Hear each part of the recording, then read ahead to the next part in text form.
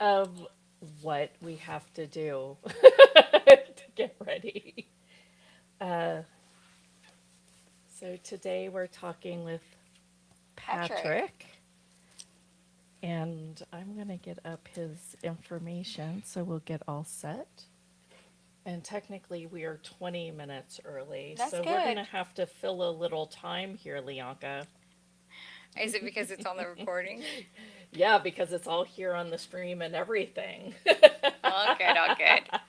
I mean, if we do want to reset, we can, but we have No, I'm fine. we have a bunch of announcements, and I have a coffee that I still want to And get. don't forget to do the announcements again for the people that are joining. Correct. Yeah. Uh, you guys, we are behind the scenes working our little butts off to make a couple insanely awfully good offers, and they're not even paid in a lot of cases. They will finally lead to something paid, but what we're working on is a full summit that also has a bunch of interaction with us. It'll be all live, and we will have that site up shortly. If you save the dates, April 13th through 20th, then you will be all set. I also want to then tell you we've got a little challenge happening right after it that leads into a 5 day challenge where you can focus on the energetics of money. And it is, I've really had some fun creating this, I have to say. And I know that you know it because I'm like, oh my gosh, I I know. just found another stupid limiting belief. I know. So if that's calling to you, we've got 5 days where it'll be done a little bit different than a summit, but we want to check out this format. And it should lead into a really cool community, both free Yeah. and paid. Yay. And we're really excited for that to be a part of the case. You know, I'm noticing that as I'm talking here, I do feel like I'm a little bit like down under you. I'm wondering if You feel like you're sitting lower? do you think I just need to come back and sit up I higher? think you just maybe. Maybe. All right. I see what you're saying a little bit. In other words, you seem like you're further back. Yeah. Yeah, I agree. Like you're more blurry than me too. Blurry again. A little bit, right? Yeah. Let me see. Like, are you sitting on a pillow? I am sitting on a pillow because I'm Or shorter than maybe you. I need a pillow. Maybe. Yeah, I do. All right, I'm gonna go get a coffee and a pillow. You entertain the stream if I will. anybody's watching later. Let's see. And if you guys are really just wanting to jump into the show, go ahead and fast forward 20 minutes in after this is done. If Well, you're yeah, watching and this. we are gonna put out the edited version as Yes. well. So Or you can look for the edited yeah, version. which we'll send out tomorrow. Yes. Okay. I'll be right back. Oops. Except I'm all attached here. Right here this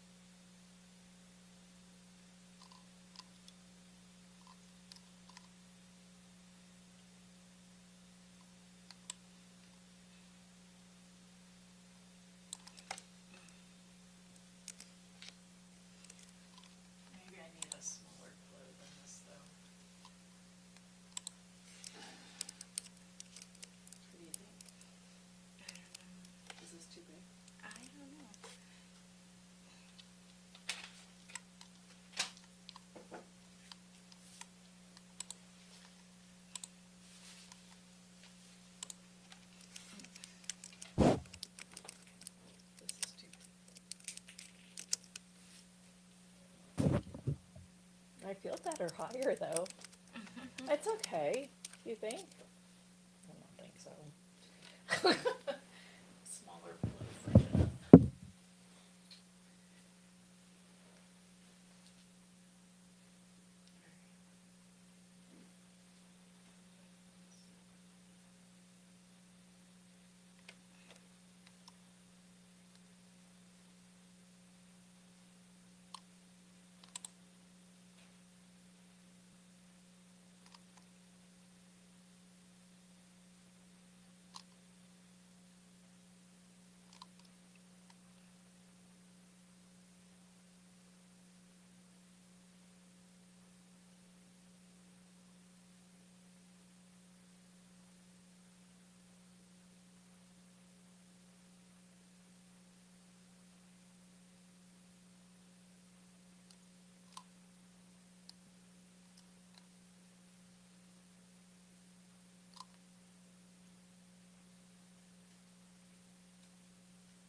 This might be way too small, but in here, you know what else we need?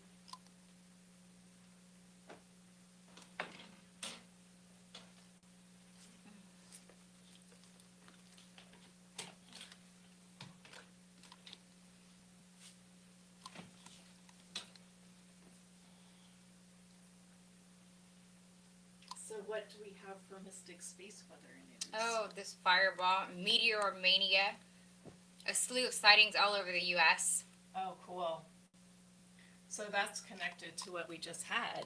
Mm-hmm. Very cool. What we just talked about, right? Yeah. Okay. I'm live and set. Okay.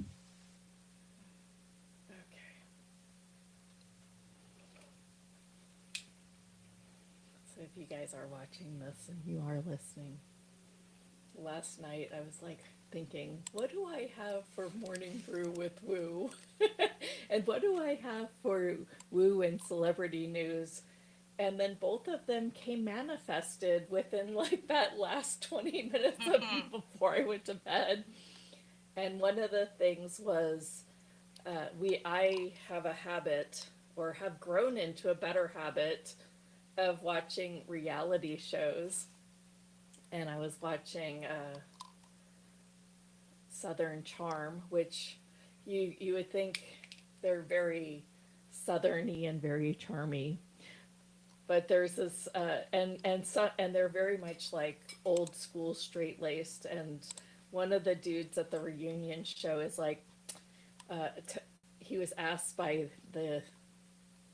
I mean, this wasn't like supposed to be even in the show. It was between clips, and he was like, what's that you're wearing on your wrist? And he said, it's an evil eye. Oh yeah. And I'll share the clip on Instagram, but it was so funny. This guy's really, he even looked at the host and said, Andy, no, is it Andy? It's not Andy Cohen. Is it Andy Cohen? I don't know which one you're. Oh, for the Bravo, the Andy Bravo. Cohen guy. Who's the Andy at Bravo? Andy Cohen. Are we sure? Because the other one is Andy. The other one is Andy. Sure. The other one's the CNN guy. So it's got to be Andy Cohen, right? Yeah, let me look it up. Let me pull my computer closer, because we still have 10 minutes. All right, so we are looking up. It's.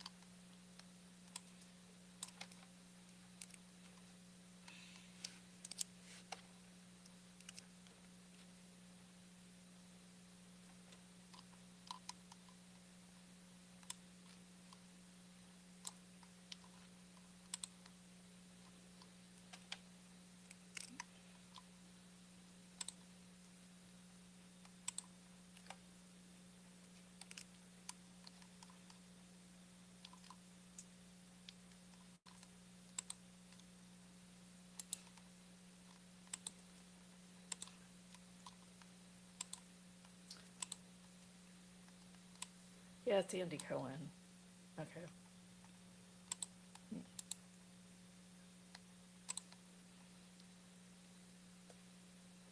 Anyway, that just came out quite literally. I think that was last night or so.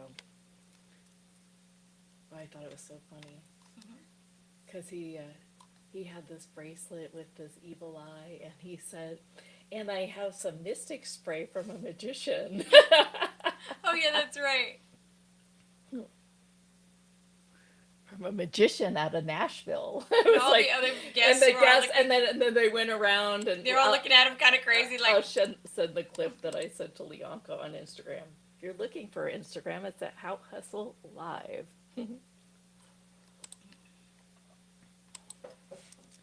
Alrighty, so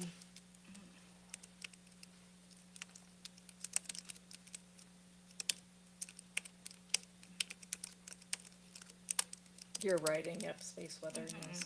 Okay.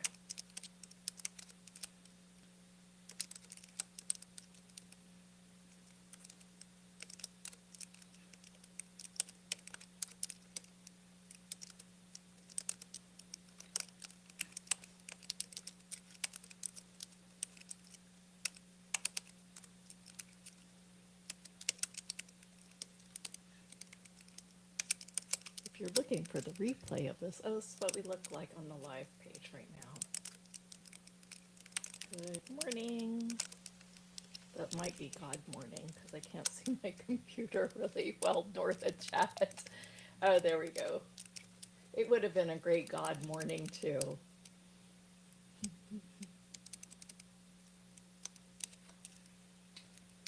Riverside is coming on soon, you guys. Actually, it should be on soon now. I need to stop looking up like that. Why did I do that again? I don't need to look up to see things. It looks like I'm like looking way up too. All right, we're not doing that anymore. It's a good thing we've had this practice moment.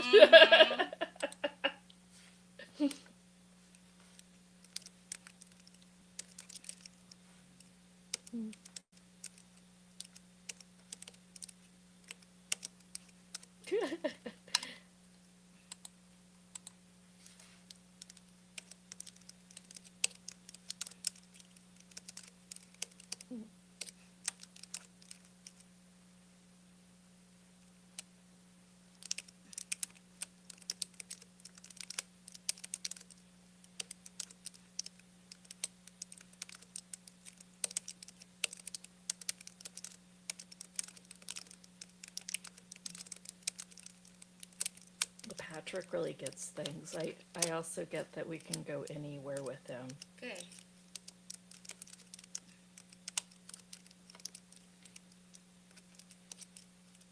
Prohaska. Patrick Prohaska. All right.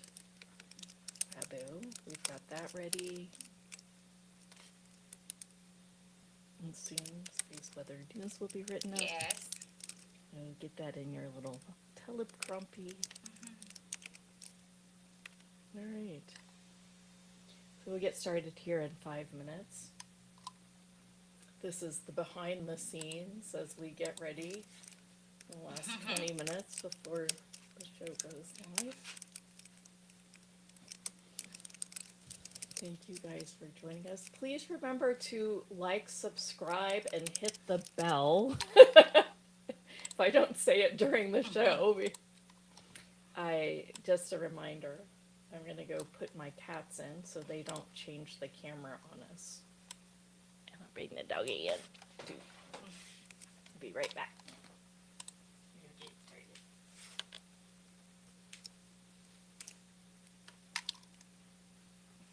Come on in. Jenga. Come on.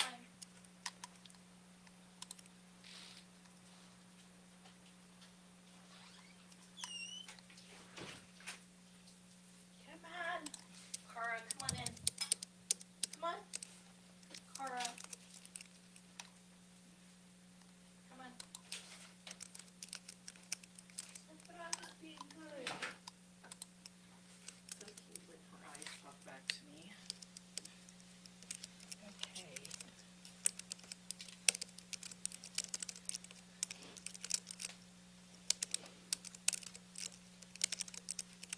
The only problem is if I want to. All right, my phone is on D&D.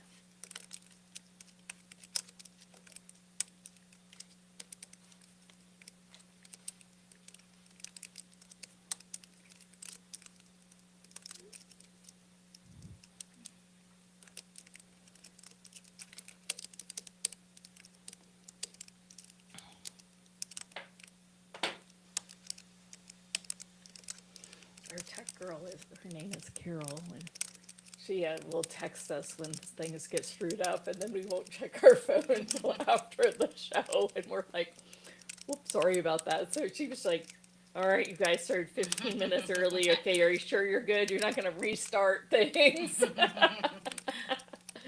So you probably won't always do this, but we're doing it for today because we're working through some making it cooler, better, more awesome. So let me get up the show doc and I will put in the transcript. Okay. Is it already? Mm-hmm.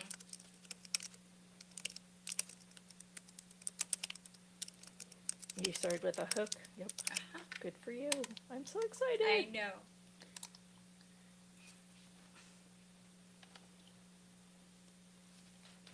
Sure, mine won't be as refined, but I'm still going to talk about it.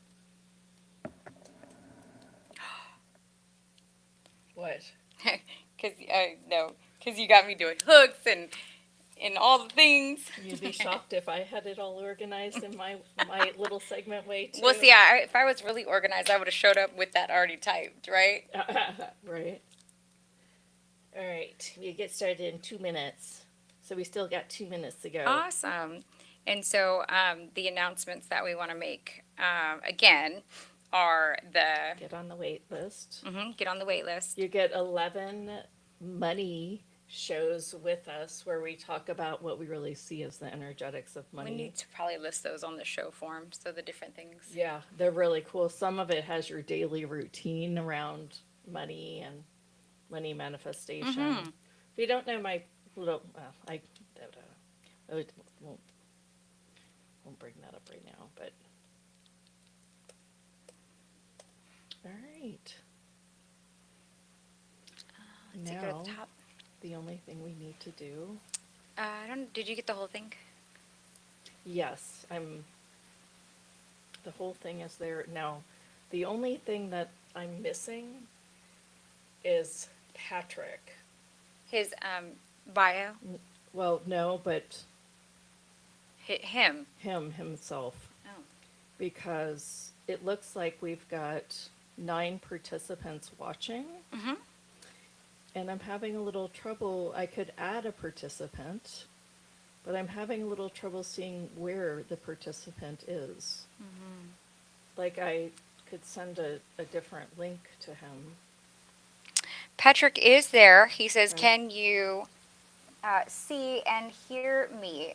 We cannot yet because we haven't brought you up as the co-host, and we will after our announcements. But but we do see that you're here, so thank you for writing it on the chat. He's like, I'm here. Okay, great. So give us just a little bit second, and then we'll do that when we pull up your bio.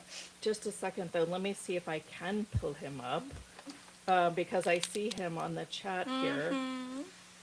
And since we have this little bit of space where we came in a little bit early,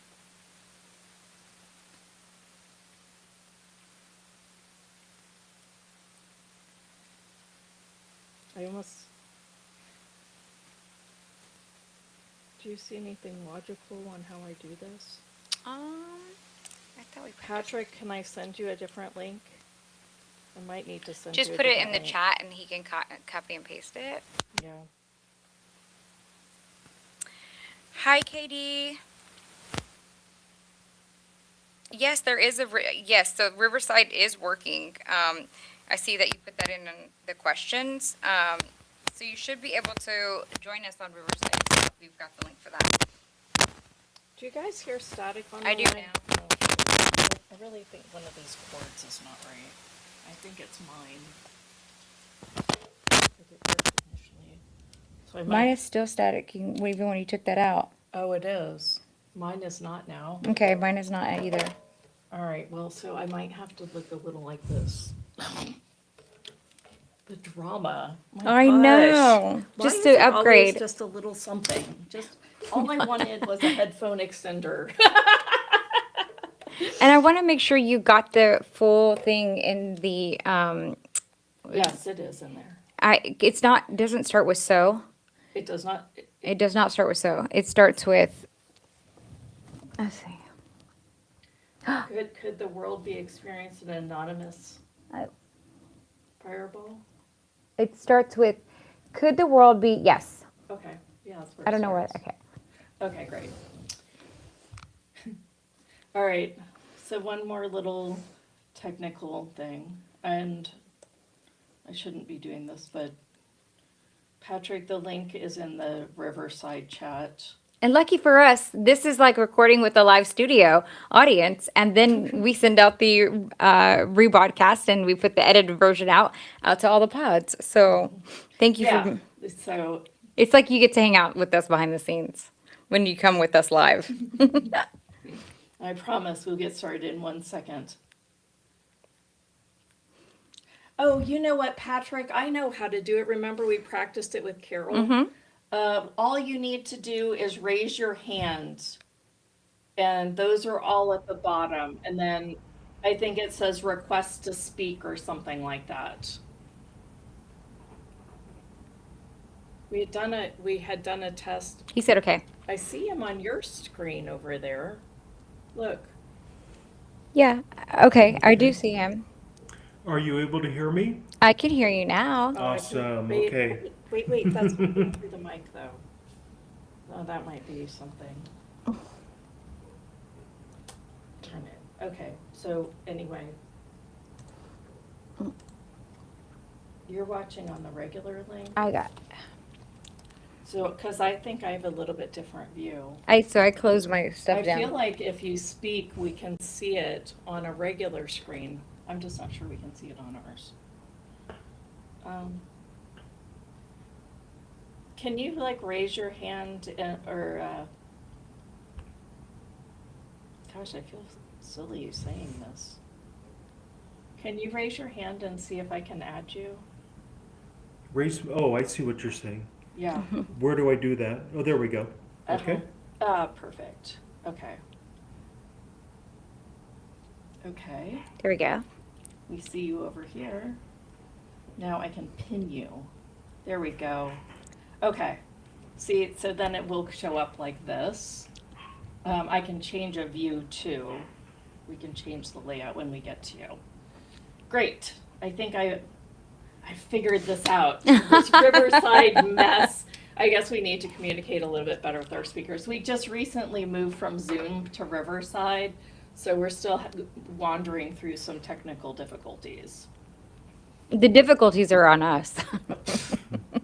But we asked Ganesh to keep helping. Yes, we do. We got some woo that works. Yes, we And do. it'll be perfect. All right. Here we go. Officially begin. Clap. All right. Hello, everyone, and welcome. I'm Jeneth Blackard. And I'm Leonka Reyna. And this is the Hout Hustle Mystic Morning Show. Today we're talking with Patrick Prohaska. And Patrick is, oh my goodness, I have listened to Patrick, and I think we can dive way deeper than most of these conversations die. Nice. They die short to me. I'm like, I like where he's going. I like where he's going. And I know that he can go so much deeper. And I really want to talk to him about some of his story. And he has a book out there called Good Sex that I would like to bring into the conversation as well. Love it. So this should be a real treat for you. Mm-hmm. But Yeah. first up, we're going to start With a little Mystic Space Weather News. So, for today's Mystic Space Weather News, could the world be experiencing an anomalous tick in fireball or meteorite sightings?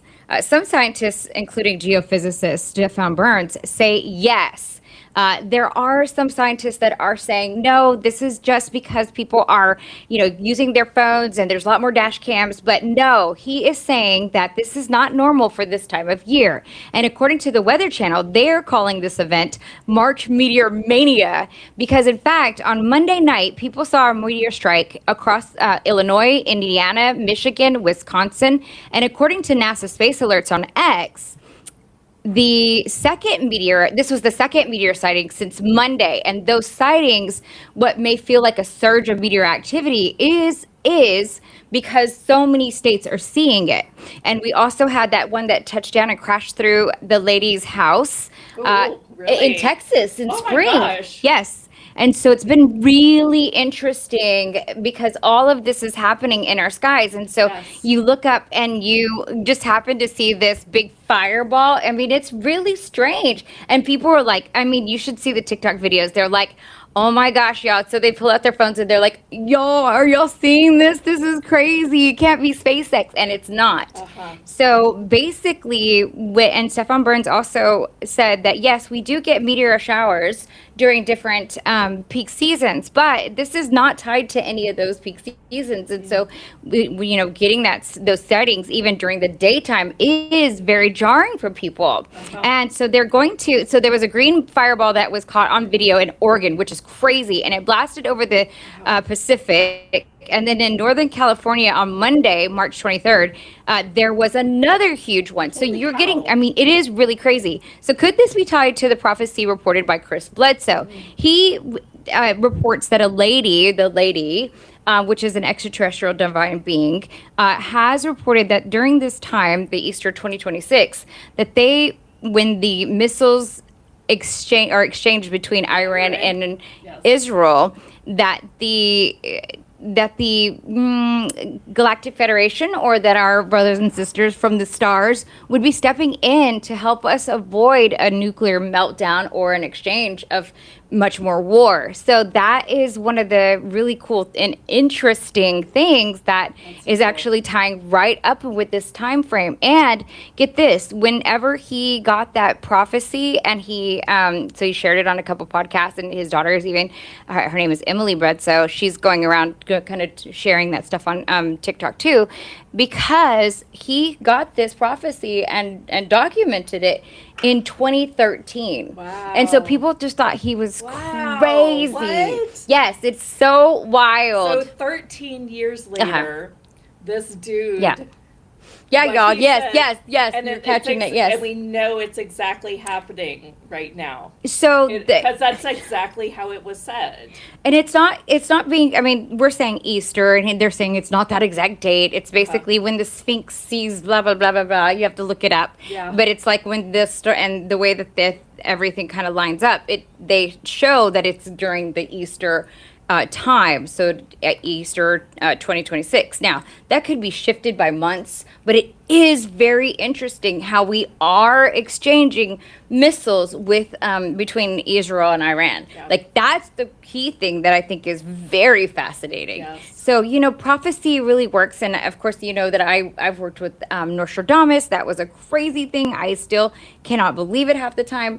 But what it showed us is that time, and as we get into this information about timeline shifting and everything like that, that time can be penetrated through its spiral. And Right. so when you get these glimpses and when you get these places where we have these nexus points, it's very easy to have slipped to that point. Uh-huh. And so there's just so many different Yeah. things that are really showing us that right now. And y'all might have some glitches where you're having a lot of deja vu as well. This is a little bit sidebar. So I'd love to see what you're experiencing. If you're having any of that, are you having vivid dreams? I mean, they're saying that we are shifting for real. Right. And this would be showing up as, timeline jumping, and again, a lot of deja vu, stuff like that. So I'm curious to see what you guys think. Could it be an anomalous uptick that is, triggering this? Could it be maybe, I don't know, government conspiracy cover up? They were saying, some people were saying, like, that's missiles. Right? And we've got a dome that's keeping us protected. And I thought, I don't know. I mean, and then, or could it be our extraterrestrial brothers and sisters that are, stepping in to help us out? I Right. want to know what you think. Put it in the chat and let me know. Love it. Yay! You Well, can and also do that on How Hustle yeah, Live in our Instagram as well. I'll pull up Patrick in just a minute, but real short, I just have a little celebrity woo in the news. Last night I was watching Southern Charm, a reality show on Bravo, No. and at the very end, Andy Cohen. But it was actually Good old Andy. between segments. They weren't even really Okay. supposed to show this. Andy Cohen looks down at I think it's Converse wrist, who used to date Paige DeSorbo, who now runs the Giggly Squad. Okay, yeah.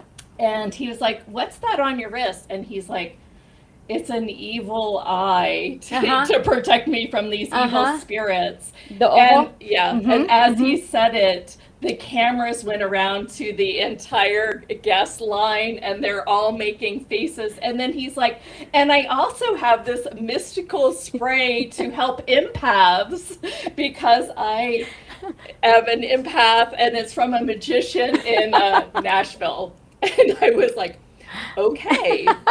I'm sure that all the other guests were like, oh, and I saw their faces. They were like, dude, you've lost it. And I thought, Oh no, my that makes gosh, sense right? to me. Oh my gosh. Well, I I just need a wanted to mystic put in spray.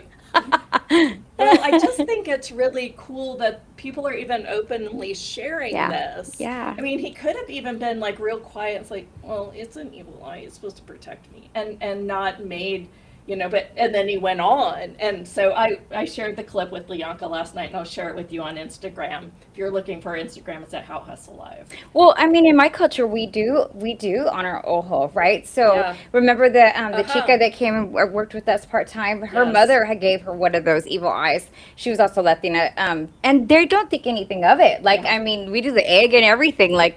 And it's just really beautiful. I mean, I think it's a really cool thing because it's just more prayer over your children, over your whatnot. But it's just funny that that you have everybody in mainstream kind of like really weirding out. But I think it's why not? Let's be able to share more mysticism. Talked a lot about rituals on the shows, Yeah. and I do think that there's, if you put an intention behind it and you add ritual to it, I think it's heard. I know it's heard. Yes. I don't even think it's heard. Yes. Well, because we can study that now. We can measure that. So it's very interesting. Anyway, want to get to the show. Want to get to Patrick. Let's do it.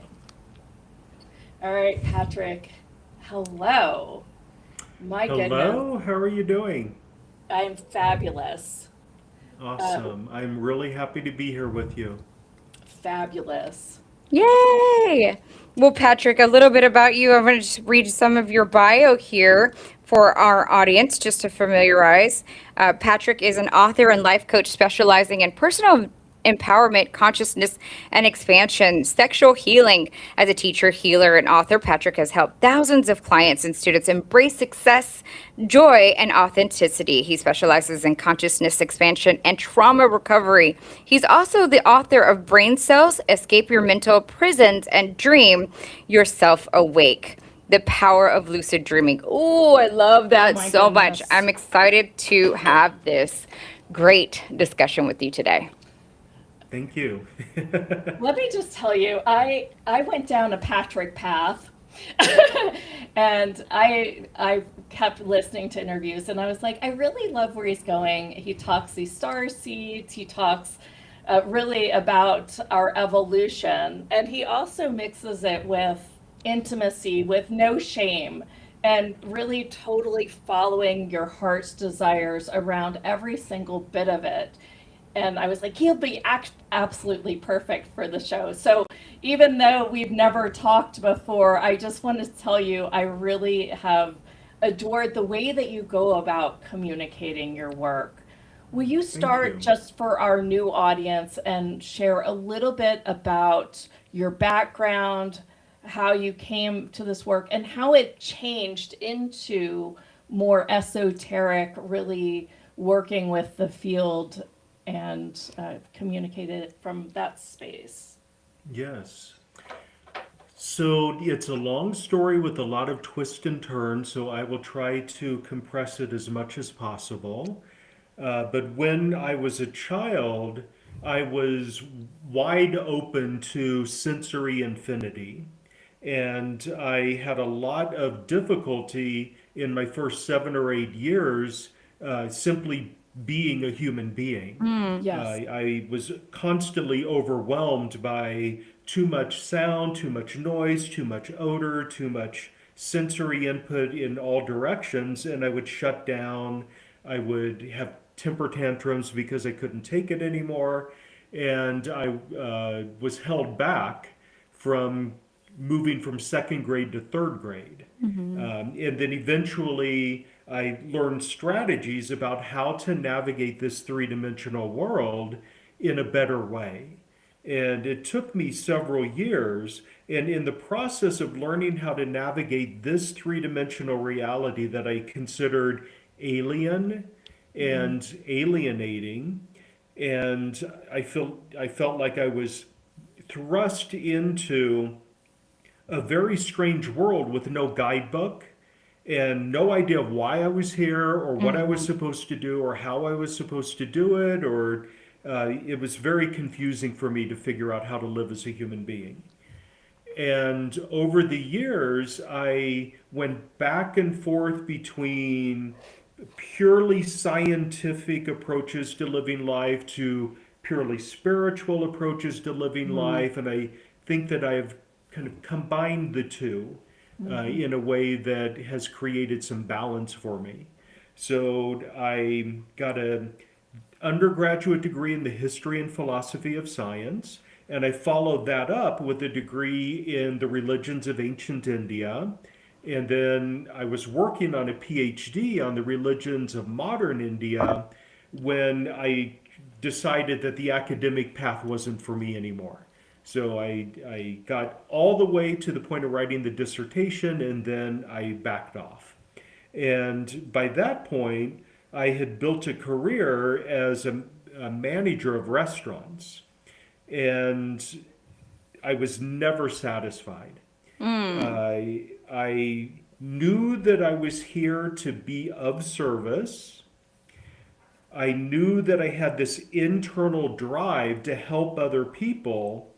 And I had spent years doing massage therapy and doing Reiki with people and other modalities. I was a yoga instructor, I was a Pilates instructor. And it was debilitating for me because I was wide open empathically and I was absorbing all the energy of the people that I would connect with. Yes. Yeah, so I would do a massage for somebody. They would come in pain. I would do the massage. They'd jump off the table excited about how good they felt, and then I would just hobble through the rest of the day. So, Yeah. We yeah. know this. So it took Yeah. me many years to figure out how to control the empathy and how to tamp down on it and how to turn it on and turn it off, turn it up and turn it down whenever I needed. And every now and then I still get overwhelmed. There are situations in which this is really natural for people who are called to a life of service, and they have this internal drive to be of service to humanity, but they're not quite sure how. Yes. When we have that internal drive to be of service, we tend to attract into our lives people who take advantage of that. Yeah. So narcissistic people, Yeah. manipulators, they have radar.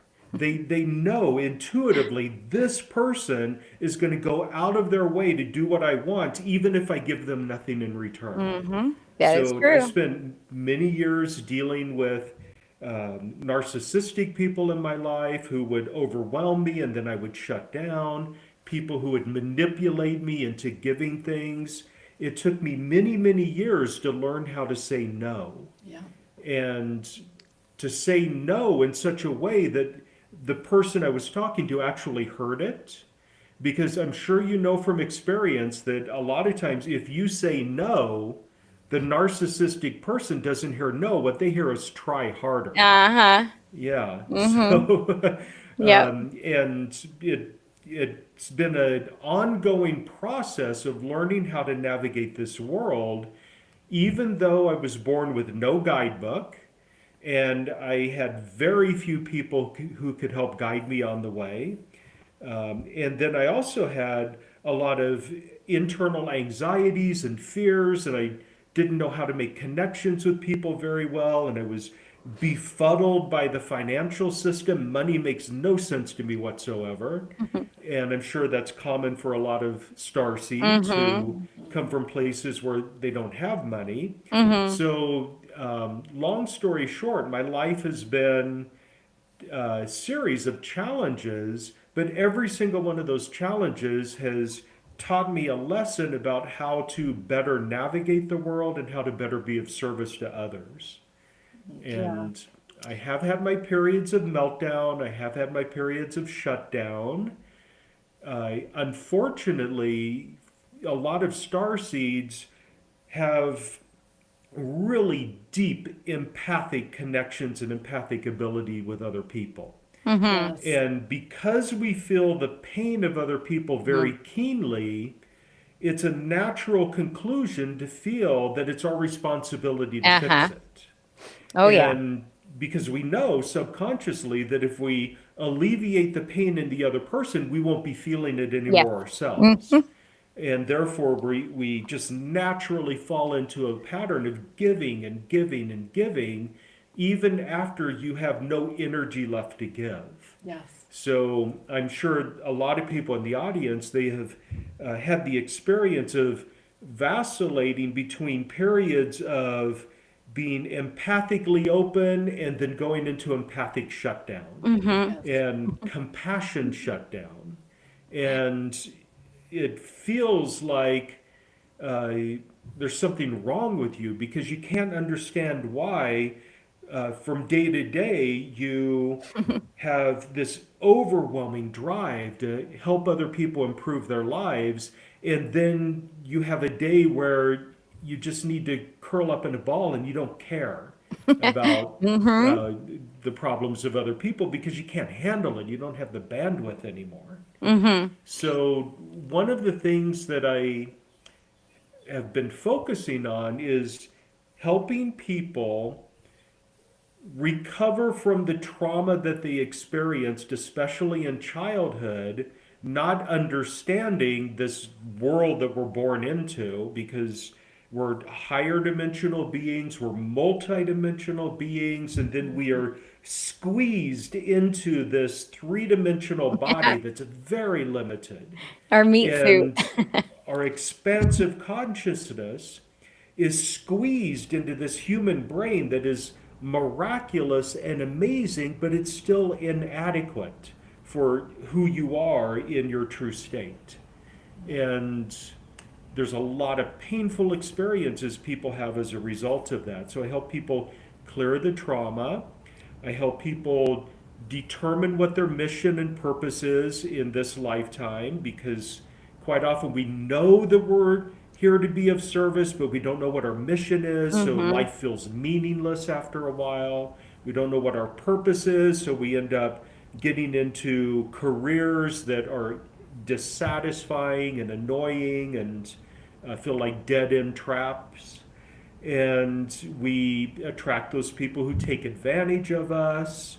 And some people who are star seeds, instead of recognizing that they came here for a reason and we actually volunteered for this, we signed up for this, we wanted to have this experience in order to be of help to the world, but because of all the trauma in childhood of trying to fit in, we feel like it's a punishment. So some people conclude my human experience, my human existence is a punishment for something that I did. I have been banished. I have been abandoned. I have been forced into this prison cell that is human existence.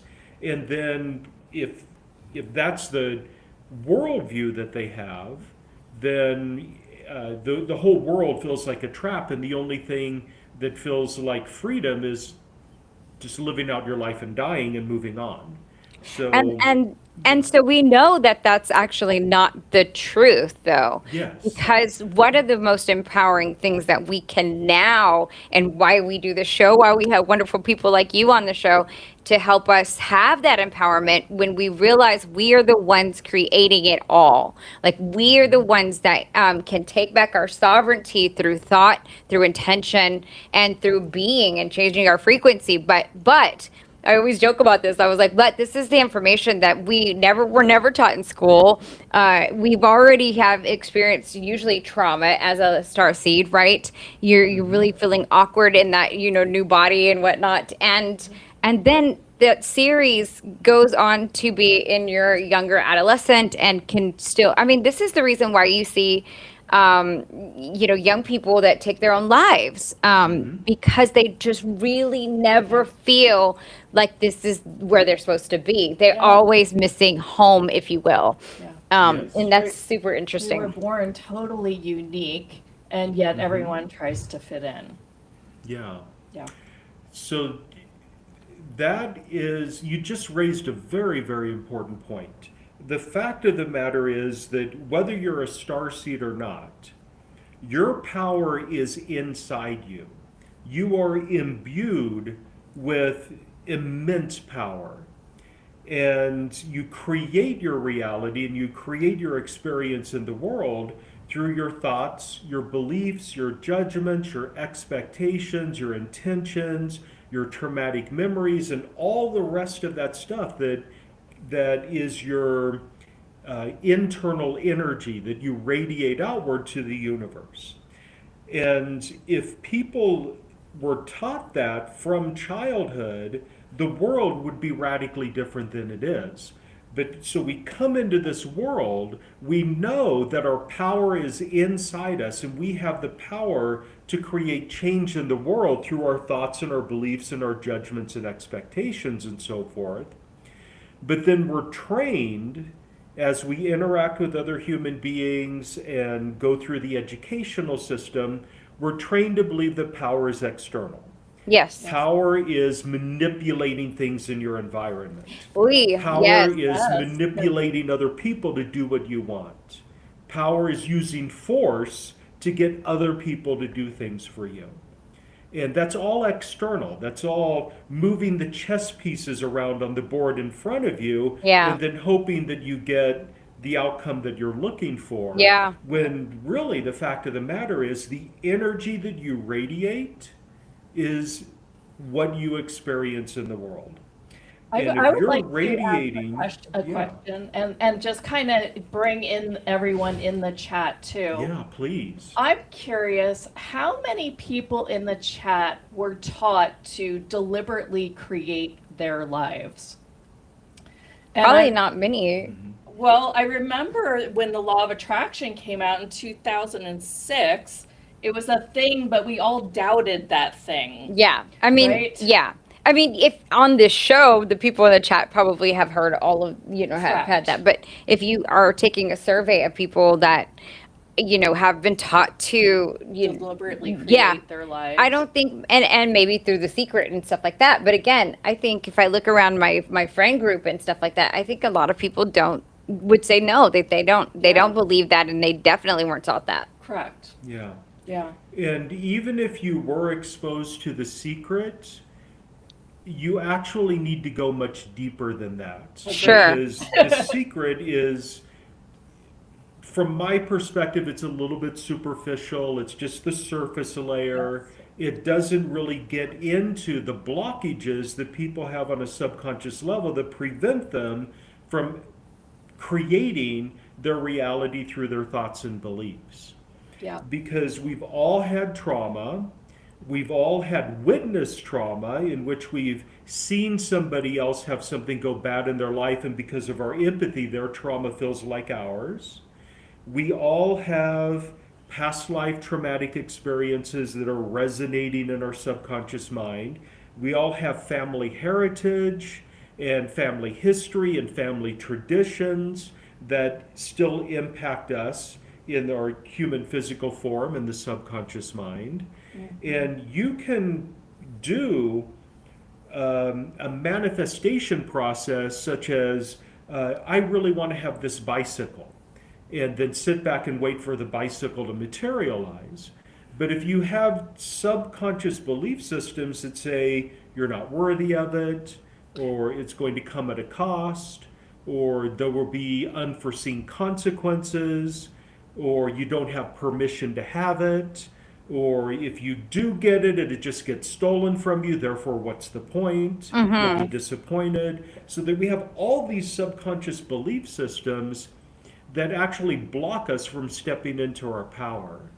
And until those have been addressed and cleared and shifted into something more positive, it's very hard to do a simple, basic manifestation exercise. Absolutely. It Well, needs to be can we supported with the subconscious beliefs. can we dive in a little bit to how you do the light bridge with the higher self? And we talk about it here as if we are our higher selves and truly integrating that in our field each day and through meditation. But Yes. I love the way that you explain it as really communing with your higher self to create and change and get rid of some of this noise that we've gotten from the collective. Yes. So I agree with you. You are your higher self. You're just in a three-dimensional reality that is limited, and therefore you have these goggles that tell you that you're limited and you're not really feeling the experience of your higher self. You don't realize that you are your higher self because your higher self, is unlimited and higher dimensional and has doesn't have the baggage that we have as human beings. Right. So people often ask me, how do I connect with my higher self? And the answer I always give is, you don't connect with your higher self. You are your higher self. You need to develop awareness that you are your higher self. Yes. And Yes. the way I And really look be at the it. higher I self, think that's the yeah. difference. Like, it's great to hear it la la la la la, and it's like, it's like, yeah, sometimes I follow the direction of my higher self. Sometimes I can't because I'm like, have this, I have this, I have this, and there's all these conclusions and all these limitations in front of them. I mean, I Yes, love all this that. conversation. I'm Yes. getting so fired It's up. amazing, all that yes but energy. Correct. It's Yeah, the like, yes, Tao, yes, yes, I want this, but Yes. here's yes. a list of 50 reasons why I can't. Ay, ay, ay. You're Yeah. speaking, you're putting the dagger right into my heart. I'm like, yikes. I love it. I'm loving where this is going. Yeah. So how do you work to get people to really become that energy where they operate from being their higher selves? Yes.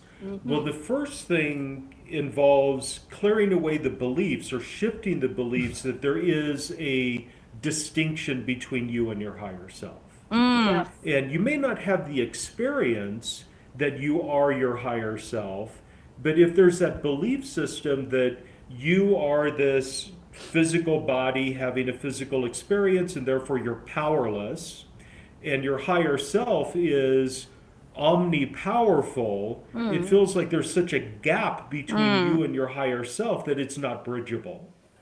And LightBridge is all about bridging that gap.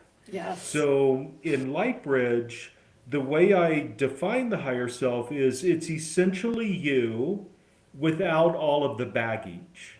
Oh, sign me without up. all of the negative belief, the negative beliefs, the limiting beliefs, the traumas, the expectations, the faulty belief systems that were taught to you by others that actually limit you, and so forth. And as a matter of survival as a human being, we are quite often taught things that limit us on a spiritual level. And that's a problem. So it just reinforces the feeling that either the higher self doesn't exist at all, or it's so lofty and far away that it's inaccessible. And then once you shift that viewpoint and realize that you are your higher self, a lot of the work is already done. Oh, man, that's That exciting. shift is really amazing when you embrace it. How do you get Now, people to? your higher self is, I guess, you can see it as the original you before you took on all that human baggage. And you can also see it as the future you that you're growing into as you come to terms with all the baggage and let it go. So the goal is to grow into a deeper experience of your higher self, and that involves the awareness that you are your higher self. So the way I do it in LightBridge is essentially through attunements and belief sculpting. So an attunement is something that you do whenever you connect with a higher source of information and draw out a blueprint or a template or instruction manual or information about something and then absorb it into yourself and your current egoic persona. So Yeah. you essentially can do angelic attunements by connecting with an angelic being and asking for the essence, the blueprint for a certain type of energy, such as unconditional love, and then absorbing that into your energetic matrix, your crystalline body, so that it becomes part of your energy field and therefore what you radiate from that moment on. I think, well, and this is fascinating because as I was kind of listening to another podcast, and they were talking about how, perception, the key to mastering the matrix was, to master our perceptions and some type of that, right? And our belief system. And I know that my beliefs, I know that there might be some insidious limiting beliefs in there. I know that there could be, these, what I call kind of just whatever that hangs out subconsciously. Now, I've been, doing this journey for a long time. I feel like for several years. And it's very interesting because when I feel free of these things, something else shows up. How do we continue to excavate and use these attunements to kind of really get in there? Because sometimes it's so insidious. Yeah. Yes, you're absolutely right. Insidious is a really good word for it because a lot of the belief systems that are limiting that you've absorbed were actually imposed upon you by other people who are trying Yeah. to manipulate you. So we have all these bogus limitations and all these bogus expectations that hold us back. And what you find when you shift your mind into a higher dimensional perspective as you become more and more aware of your essence as your higher self, when you shift your awareness into the higher dimensional perspective, the question no longer becomes, okay, this is good, this is bad, this is right, this is wrong, this is evil, this is goodness, and so forth. And it essentially becomes a question of, is this limiting or is this liberating? And when you're asking the question, does this belief system limit me or does it liberate me? After a while, you begin to find that all of the bogus expectations and bogus limitations that have been placed upon you are actually the opposite of what will help you liberate. A lot of those belief systems that you have about what is good behavior limit you, and a lot of the prohibitions, a lot of the things that you're told you're not allowed to do because it's shameful or it's embarrassing or it's just inherently wrong or God says no or whatever the case is, a lot of those are actually liberating. And then you kind of shift your behavior and begin to live more authentically as you disconnect from the bogus expectations of other people. Yes. The And collective, that not can just other be, people. It's like a yeah, whole collective noise that we keep running through. yeah. Yeah. We live, of course, as you know, in a collective consciousness. And for the past several years, and it is intensifying right now, there has been a wave of fear and outrage in the collective consciousness. And if you're wide open to the collective consciousness with no awareness, it's easy to get swept up in the fear and the outrage that is floating around you. Mm-hmm. Yeah. Now, some of that fear may be justified, some of the outrage may be No. justified, but it drains you of your energy. If you're really stuck in outrage and fear, it becomes really almost impossible for you to take action to make a change.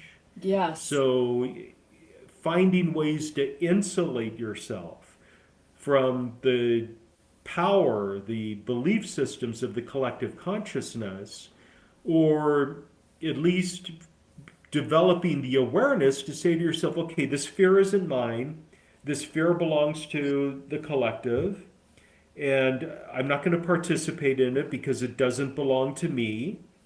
uh, then you can really begin to make some changes in your life and the lives of the people around you. Yeah, I'd like to dive even deeper into this because, we want to work as oneness. Like, eventually, we'd like to work as oneness as a galaxy. And just in case we need to do something galactically instead of something just with hitting our neighbors across the waters. Yeah. And I think that that's why we are so empathic, is because we are evolving and we're growing into becoming more oneness. So Yes. here we are where most of the collective is still this noisy stuff where they think they can do, they doubt they can do it, they feel like all this separation between what actually is. And the Yes. Yes. And to take that even further, Jenneth, by calling someone outside of you the collective Yes. is also perpetuating the relationship. correct, the Right. separation, right? So one of the things you touched on here was, I don't think you said it this specifically, but what came up for me was the duality and how we, whenever we're, fighting for something or we're defending something, we get pushed into this polarity, and we create more of it. And so this doesn't allow us to have that synergy, that oneness, because and you're seeing it all over the world right now. Yeah. So then and we're picking up on that too, right? So you've got this really big pulling, and at some point the elasticity is going to have to pull us all back, right? Yeah. But we keep trying to pull and pull and pull, and that is sometimes a lot of the trepidation that we're experiencing as well. You see it in families, right? It's like, getting mad about politics or something like that around the table. Like, I mean, and at some point we're going to have to come back to this. Oftentimes that chaos does collide. Yes. I would love to hear your thoughts around that. And I'd like to even take it even further if we can. Yeah. Yeah. Yeah. So, what was the question? Your volume was a little bit low. I missed that. Yeah. I thought my volume might be low for you. Yeah. But we wanted to dive into some of your work as well, to talk a little bit about I think you got upcoming book coming out, and then talk a little bit about, the book that you have with us today. Okay, well, before we get into that, I kind of want to finish up a thought that I Sure, was please having. do. Well, yeah, I would like to, well, if you can hear me, okay. I guess the main question is, as we're empathizing and being this noise of self-doubt and this separation that we've created where we don't think that we are our higher selves, and yet constantly having the collective pull us into this greater area of doubt, what do you see, how do you see it evolving from today's date and how we currently operate? Oh, good question. Yeah. So here's the way I see things playing out historically. So we are in a period of transition right now. The transition is accelerating. The transition may take hundreds of years, it may just take decades, but we're emerging into what has long been called the age of Aquarius. Uh-huh. And we're moving out of what was the age of Pisces. Now, of course, the age of Pisces, the characteristics of that age really have nothing to do with the, if you have a Pisces horoscope. But in the age of Pisces, primarily power was external, and that the way you amassed power was through force. You would manipulate other people, you would walk over other people in order to make money. If you had money, you would hoard it as much as possible, and you would use it to make more money. And political power meant military strength and so forth. It was all about force. And as we're emerging into the new age, the realization that is emerging within us is that that is a very limited way to go about achieving anything in the world, because it leaves a lot of people out. What it does is it concentrates power in the hands of a very few people, and everyone else is left to fend for themselves. And we can see that getting worse as time Yes. goes on. Yes. So the issue that we have right now is everyone in this call right now has this internal drive and excitement about moving into the new age and stepping into our internal power and creating Yes. a new world for ourselves through our internal power, which is our thoughts, our beliefs, our expectations, and so forth. But a lot of people are deeply invested in the old way of doing things. And they're going to dig in their heels as we ourselves move in a different direction. So right now we're in this period of two opposing forces kind of dragging against each other. And because the people who are deeply invested in the old notions of power, because they want to hold on to their power, they are basically doing things to manipulate us into doubting our internal power so that we will cede our power to them. So I'm not trying to get into an us versus them argument that paints them as outsiders and us as superior and so forth. It's just a dynamic that's playing out. Sure. So the Elon Musks of the world, they're never going to be satisfied with, even $1 trillion. No, it's not about the You can have money. $1 trillion and still feel empty inside and need more, more, more, more, more.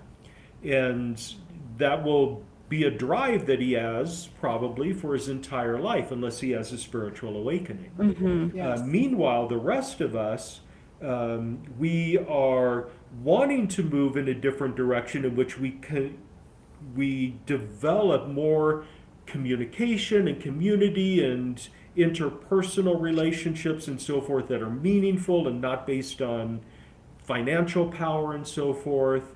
But the Elon Musks of the world want to maintain their power by disempowering us as much as possible. So there is a little bit of us versus them, but really this transition is inevitable.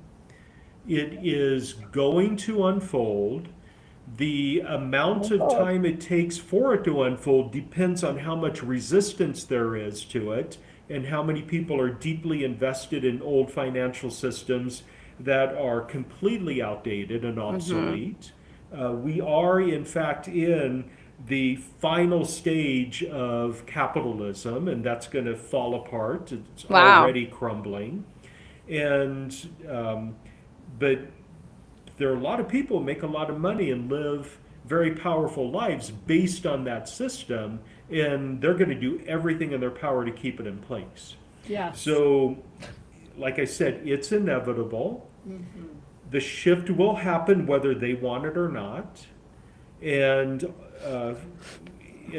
in the meantime, we need to overcome the fear and the self-doubt and the feeling of disempowerment that we are manipulated into feeling. Well, And and don't you think that if we do that, then if enough of us go towards that and be our higher self, that will be the collective instead of this old narrative and these old paradigms. yes, because there's a Yeah. lot of power in being your higher self, and you radiate Yeah. this Yes. vibrant, charismatic energy that's addictive. It's contagious, I should say.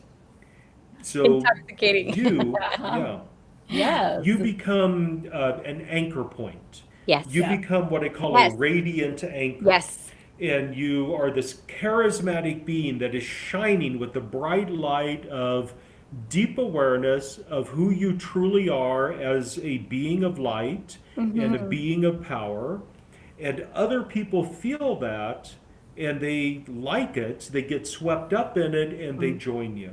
And over time, it spreads throughout the world, and then eventually, the people that are invested in the old system, they pass away, they move on, and the change continues to evolve over time. Do you see the It's change exciting. having a quickening? Like, in other words, in this time frame, for me, I do experience it this way. I feel like there was like it was like further, and now it feels like a quickening for this particular shift, if you will. Yes, well, yes, but there's a downside to that. Okay. Okay.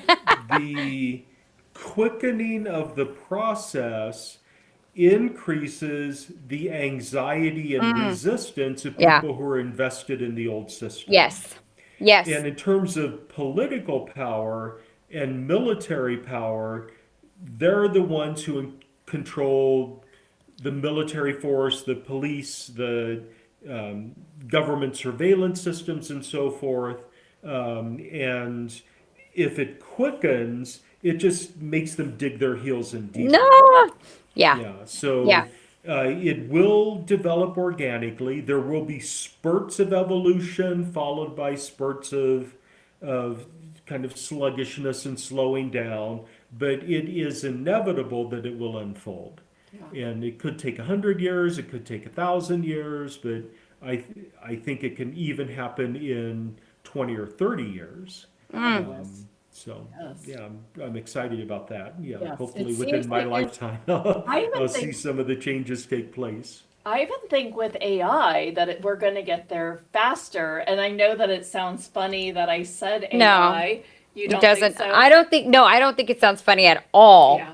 I think they're going to start looking at ourselves and be, and experience life more as, AI grows. There will be more experience as to how we have masters over our creations, masters Yep. over this game that we play in this Yeah. reality, so to speak. Well, Yeah. I want to experience one of your attunements, and I know the audience does too because saying they've on the been chat. asking. We've been reading the chat, going, "Give us an attunement. We want to experience it." So, is that something that we could do here now? I would be happy to do that. I'm looking at the screen. It says attunement for self-empowerment, deserving and worthy as part of our divine blueprint. Okay. So self-empowerment is a dimension of power consciousness.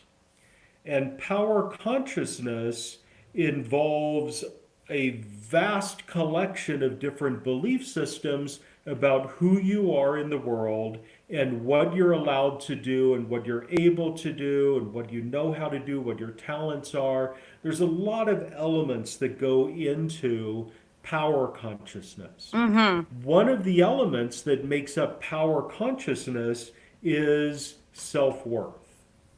And I know a lot of us have doubted our worth over the years.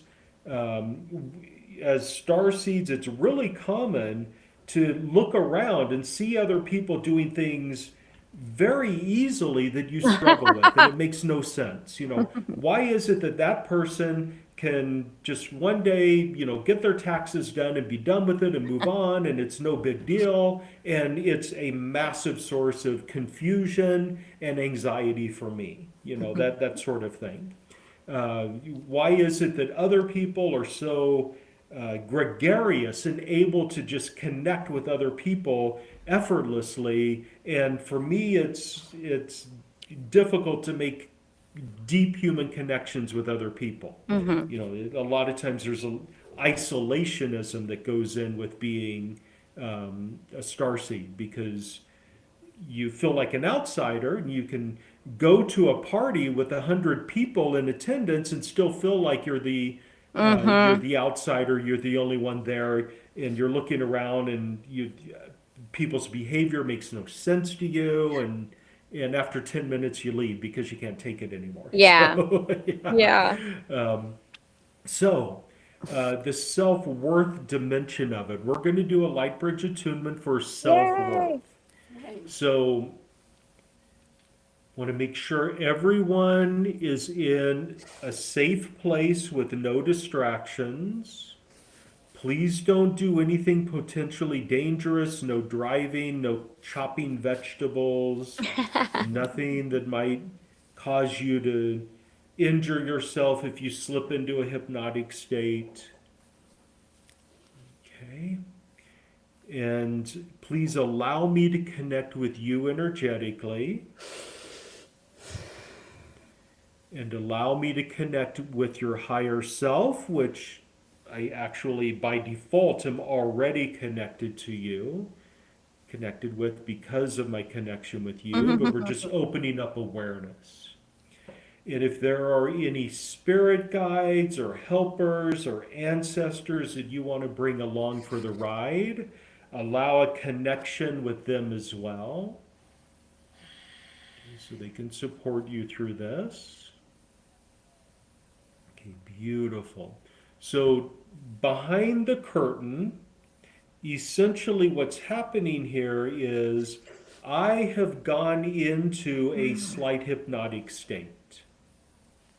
And because I connect with you and you allow the connection energetically, some of that hypnotic state is stimulated in you.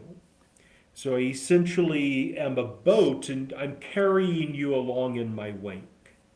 So it's very important for me to be in the theta brainwave state, to be in this slight hypnotic trance, so that through the connection, we're able to make changes in your subconscious mind. Okay. And now through the connection that we have set with your higher self, I would like to call forth or invoke a blueprint or a template for the energy of self-worth, as that is understood and enjoyed by your higher self. So we're simply drawing forth this energetic pattern, and then we're going to apply it to you in your current egoic persona, that is in your current human persona. We're going to essentially take this energy, this raw energy that has form and structure from your higher self, and apply it to your energetic matrix as it is in this human plane. So this sinks into your energetic matrix, your crystalline body, your etheric body, your mental body, your emotional body, and your physical body. And because of negative belief systems that might be standing in the way, sometimes it's not a perfect fit, and therefore the blueprint doesn't adhere. So we want to do a little bit of work to make it so that your energetic matrix really does match up with and absorb this blueprint. So anywhere and everywhere, you have decided that you are not automatically worthy, that you must prove your worth, that you must do things in order to be declared worthy by somebody else. That it's not natural, it's not inherent, it's something you earn through your actions. Anywhere and everywhere you have belief systems like that or anything else of the sort, let's get the truth about them as understood by your higher self and clear them away so we can replace them with an awareness that the sense of self-worth is yours as a birthright. It's not something you earn. It's not something that you have to prove. It's not something that can be taken away from you if you make a mistake. It is essential to you in your identity. Beautiful. And then a lot of us grew up in atmospheres in which we had to prove ourselves, Yes. and in which we were punished whenever we made the slightest mistake. So anywhere and everywhere you have believed or you have been taught that your sense of self-worth is subject to other people's approval, that you must have permission from somebody, or that you must prove it to somebody else before they allow you to experience self-worth. Let's get the truth about all of that and clear it away. Yes. Replace it with, once again, that belief system that this is your birthright. Allow it to sink deeply into the subconscious mind so that it's integrated and embodied, so that you walk through life with this awareness that you are worthy, and therefore you no longer feel like you're trespassing when you go someplace that you haven't gone to before. You feel like you don't have permission to be there.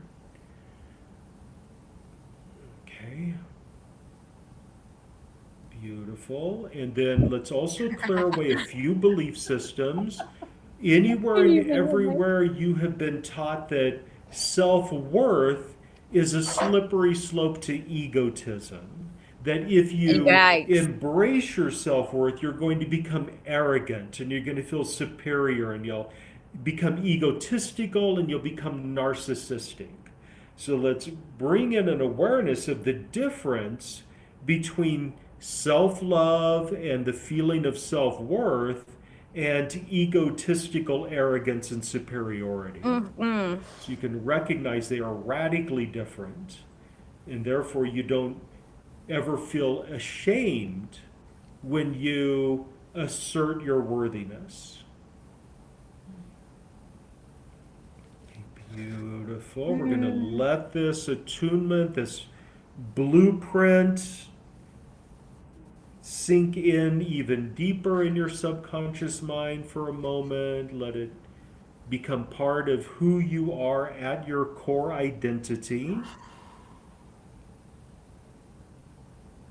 And now everyone take a deep breath and hold it for a moment to integrate this. And release when you're ready. Beautiful. And now you can, if you closed your eyes, you can open them again. If you feel lightheaded or like you're going to fall asleep, because I've invoked in you a little bit of a hypnotic state, you can ground yourself in whatever you like to bring yourself back into full waking consciousness. Wow. And this technique. Go ahead. It's very, very interesting. Yeah, go ahead. Thank you. I think it's very effective because the people that I'm working with, and they never feel like they are letting go of control. It's not, even though hypnosis is very powerful, and I think it's a legitimate form of therapy or self-healing, it's not the situation where I put you in a hypnotic trance and therefore you surrender control to me and I'm able to manipulate whatever it is in your subconscious mind. So a lot of people live in fear of hypnosis because it means handing over control to somebody else. And that's not this at all. Yeah, it's not this at all. I go into the hypnotic trance, and because we're connected, we stimulate some theta brainwave activity in you. And It was phenomenal. Look, I've interviewed over 600 people, and so many people do activations, and I've even had to get to the point where I'm like letting my guard down to let it in, right? I had to work through all of that because at one time I had an out of body experience. And now I'm like, no, I'm doing this. And I've done it with you and we've had a couple others that have been phenomenal too. But wow, for us both Yes. to go, that is it. That changed Yeah. us. Just you doing that little bit. I can only imagine what the rest of your work is like. Yeah. For real. Yeah. And I don't say that to many people. My ego is strong here. No, I'm just kidding. Because No, and I've been around the block. and I'm excited to see how this, because I know I've changed. Like, it's crazy, and it doesn't, gosh, it doesn't have to be that hard, but it is the invitation that you helped us be in Yes. of that, and without my objection for it. So because I was in the trance, I don't get to say, wait, no, I need to keep this. There's no You know? fighting. Yeah. And in fact, I hit my head on the mic. She's like, whoa. Which was very cute.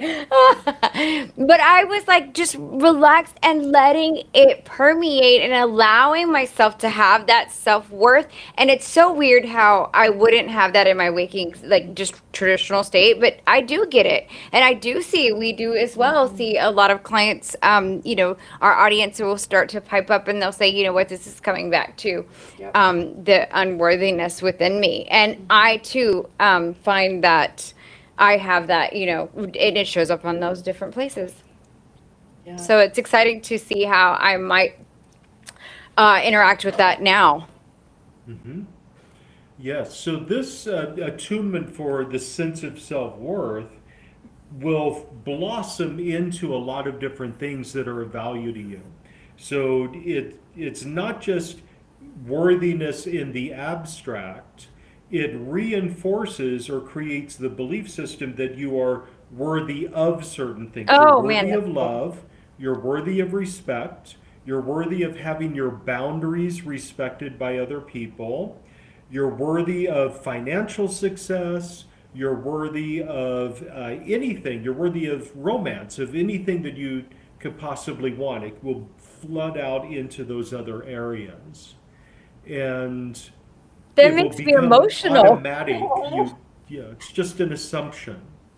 Now, It makes doesn't me mean, emotional to hear you say that yeah, because, I get emotional thinking about like, I can be worthy of all of those wonderful things. Not that I didn't feel like that, I mean, with my mind, but when you're saying it, I felt like this connection, like joy around it. It's Yes. like happiness flowing from me. Thank yeah. you. Yeah. Yeah, and just being worthy of joy is something that a lot of people have difficulty with because we're often taught that, if you want to be happy or if you're joyful, you have to earn it. Yeah. And that if you're overly happy, if you're too joyful, then other people don't like it and they try to pull you down. They don't like it for real. Yeah, so I mean, then they think that you're faking it or something. It's Yeah. kind of interesting. they think Yeah. you're faking it, yeah. And that does kind of bring up the topic of toxic positivity because there is, Yeah, it's spiritual bypass. yeah, spiritual bypassing takes place. We are here. We chose to embody as human beings to have a human experience for Yes. whatever reason. So if you occasionally feel anger, or you feel shame, or you feel jealousy, that is part of the human experience.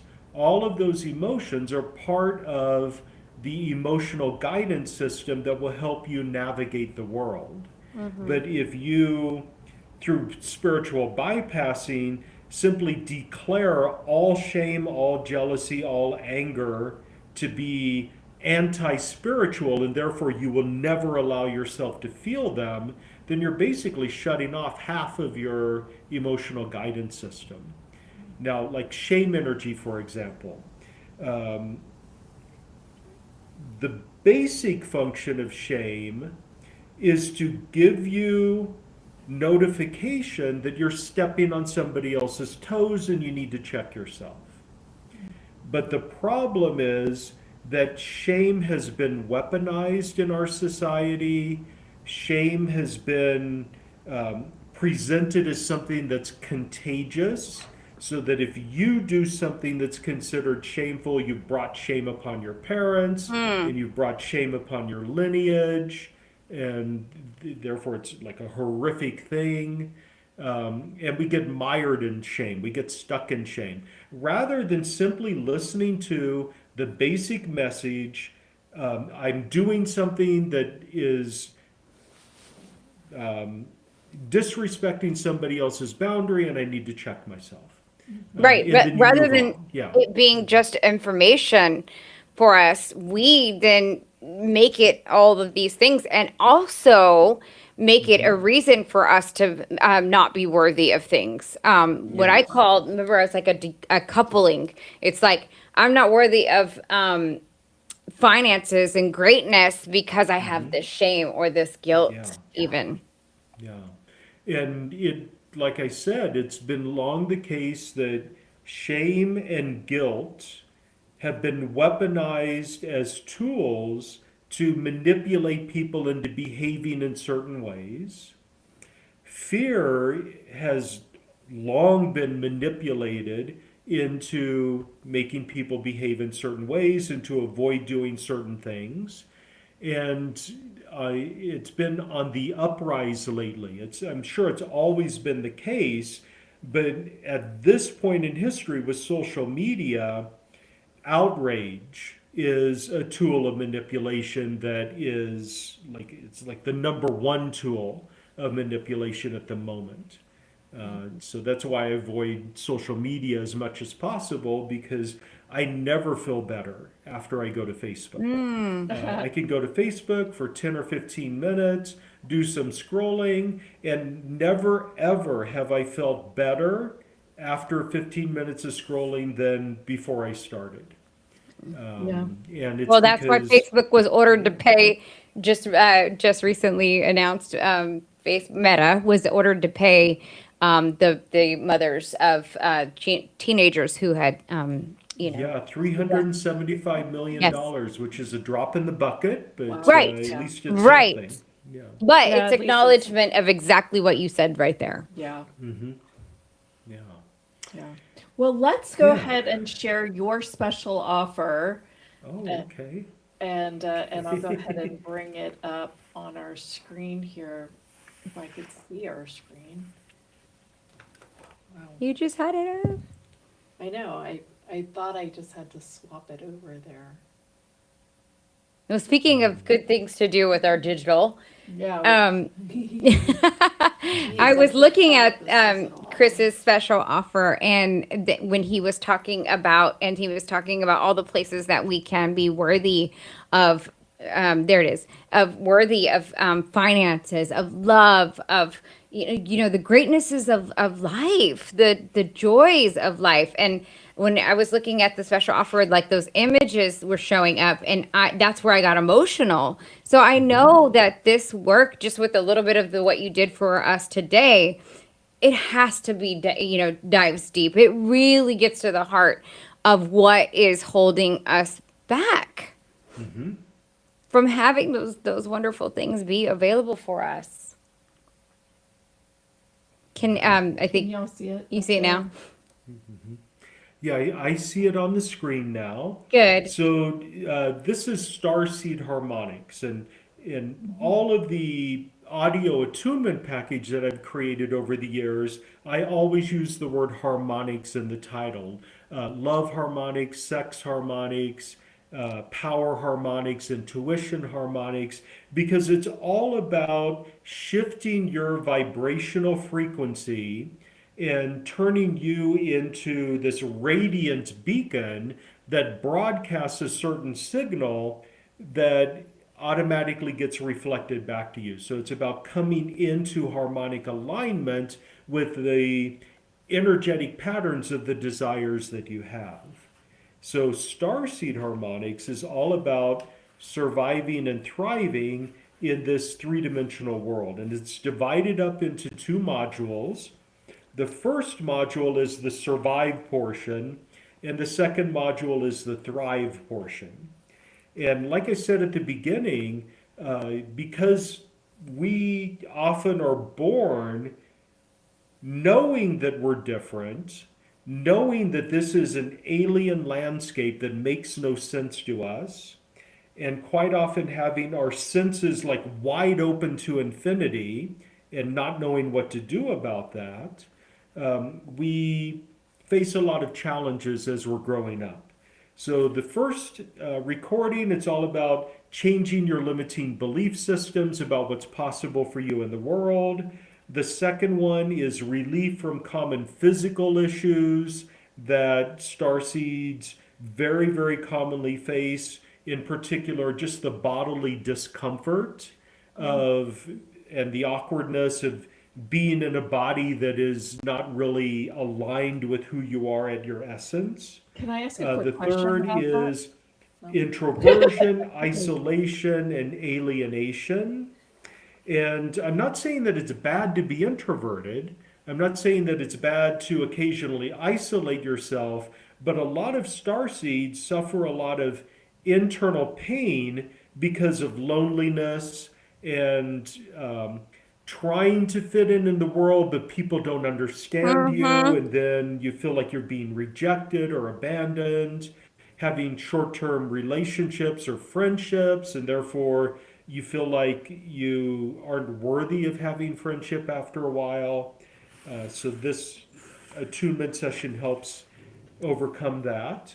And then there Patrick, is, I are think, these all attunements that are like the ones we just experienced?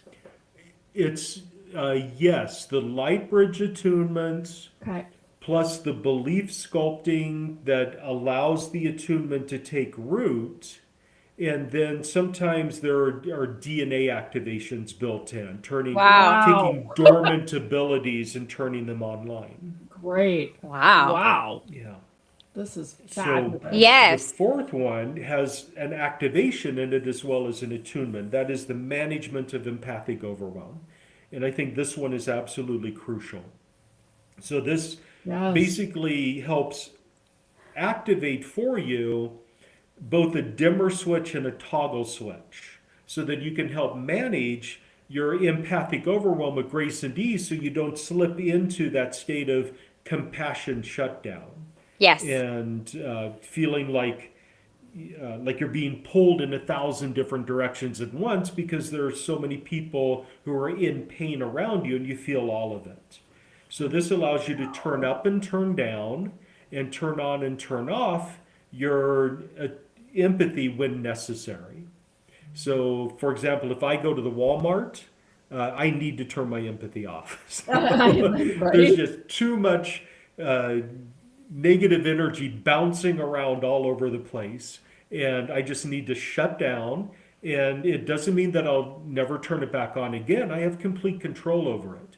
Turn off my empathy, turn it back on again later when it's appropriate.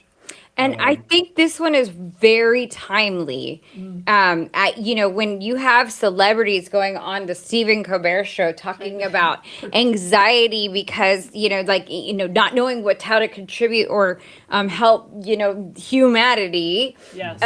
then that lets you know that lots of people are feeling so much angst and we're radiating it off of each other. And I know I'm picking it up and I've thought that I have pretty good sense for this now. So, I mean, I feel myself leaping toward wanting to know how I can, turn that off if I go into Walmart because it's a lot right now. People are really worried about things that, that are Sometimes going I on. just want to turn it off when I'm doing work. Yeah, right.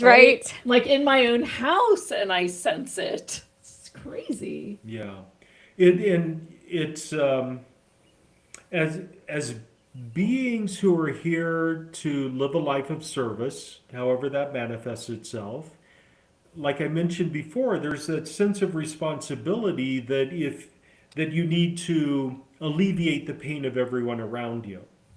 That if you do encounter somebody who's deep in pain and you don't do something about it, even though you could, if you choose not to, then in your subconscious mind, there's that feeling of guilt that now their pain is your fault because Yes. you didn't do anything to fix it. Yes. So that leads to a downward spiral.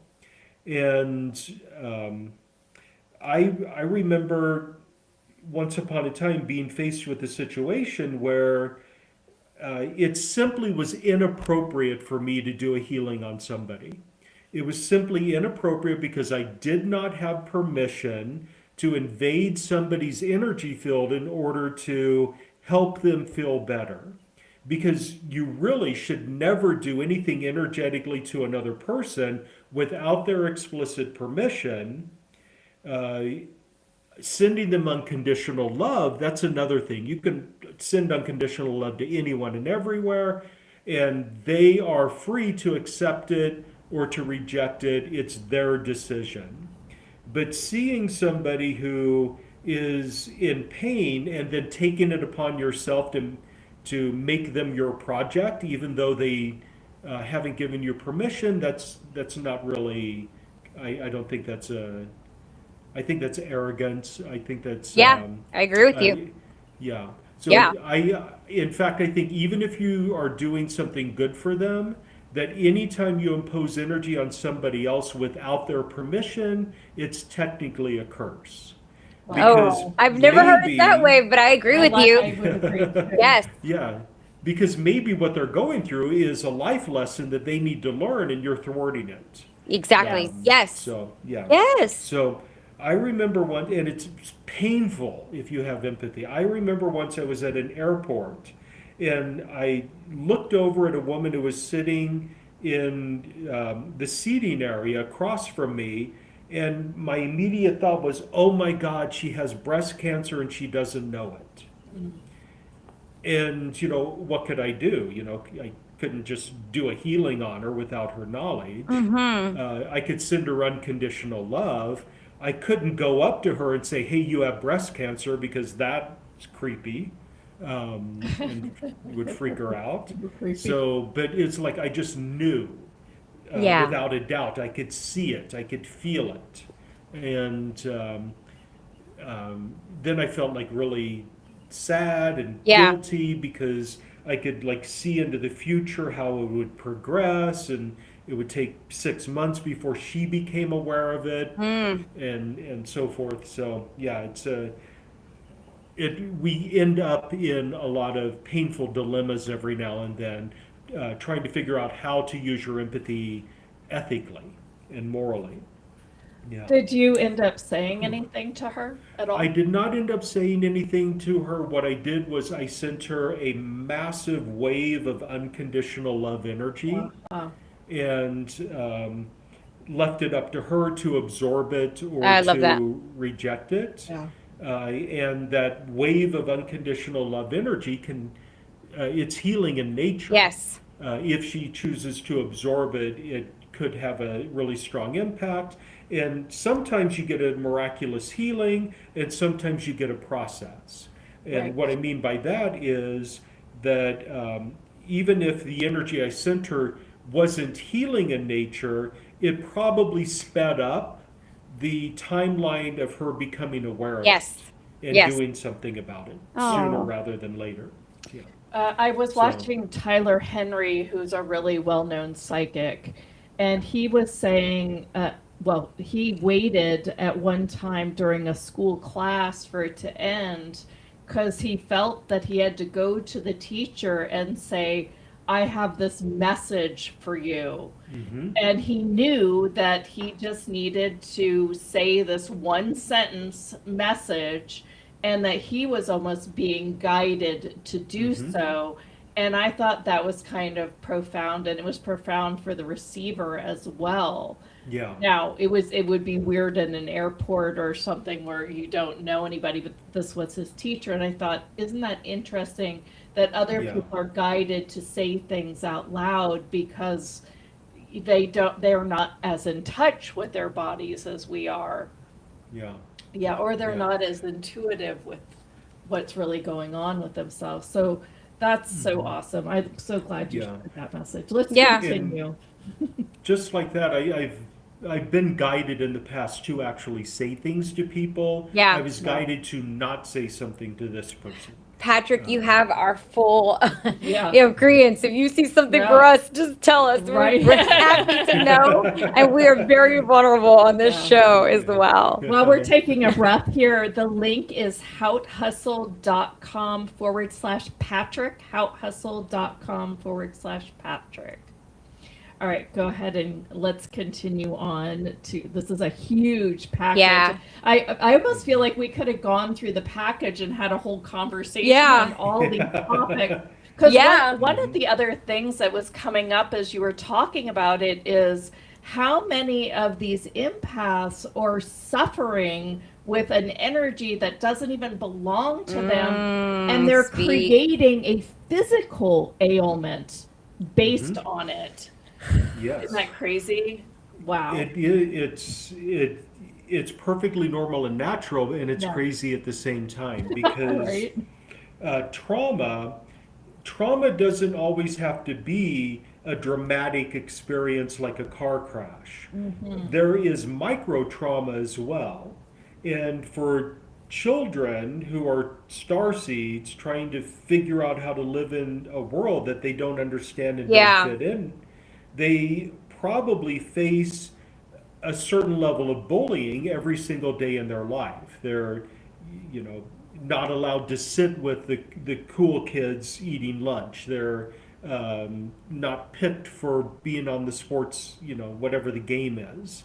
They get strange looks from people, or they're told that they're gross or weird or whatever. So all of this micro trauma can develop into something every bit as powerful as a traumatic experience like a car crash. Yeah. And this trauma, when you experience trauma, you're in survival mode in that moment. And you do not have the time or space to process the energy of the trauma. Just because you're not processing the energy of the trauma, it doesn't mean that it just dissipates. It goes nowhere. You end up shoving it down into your energy field. And Yeah. that trauma becomes like a sticky goo that coats your energy field. It gets stuck in the channels of your energetic matrix, and it becomes part of the pattern that you radiate out into the universe that gets reflected back to you.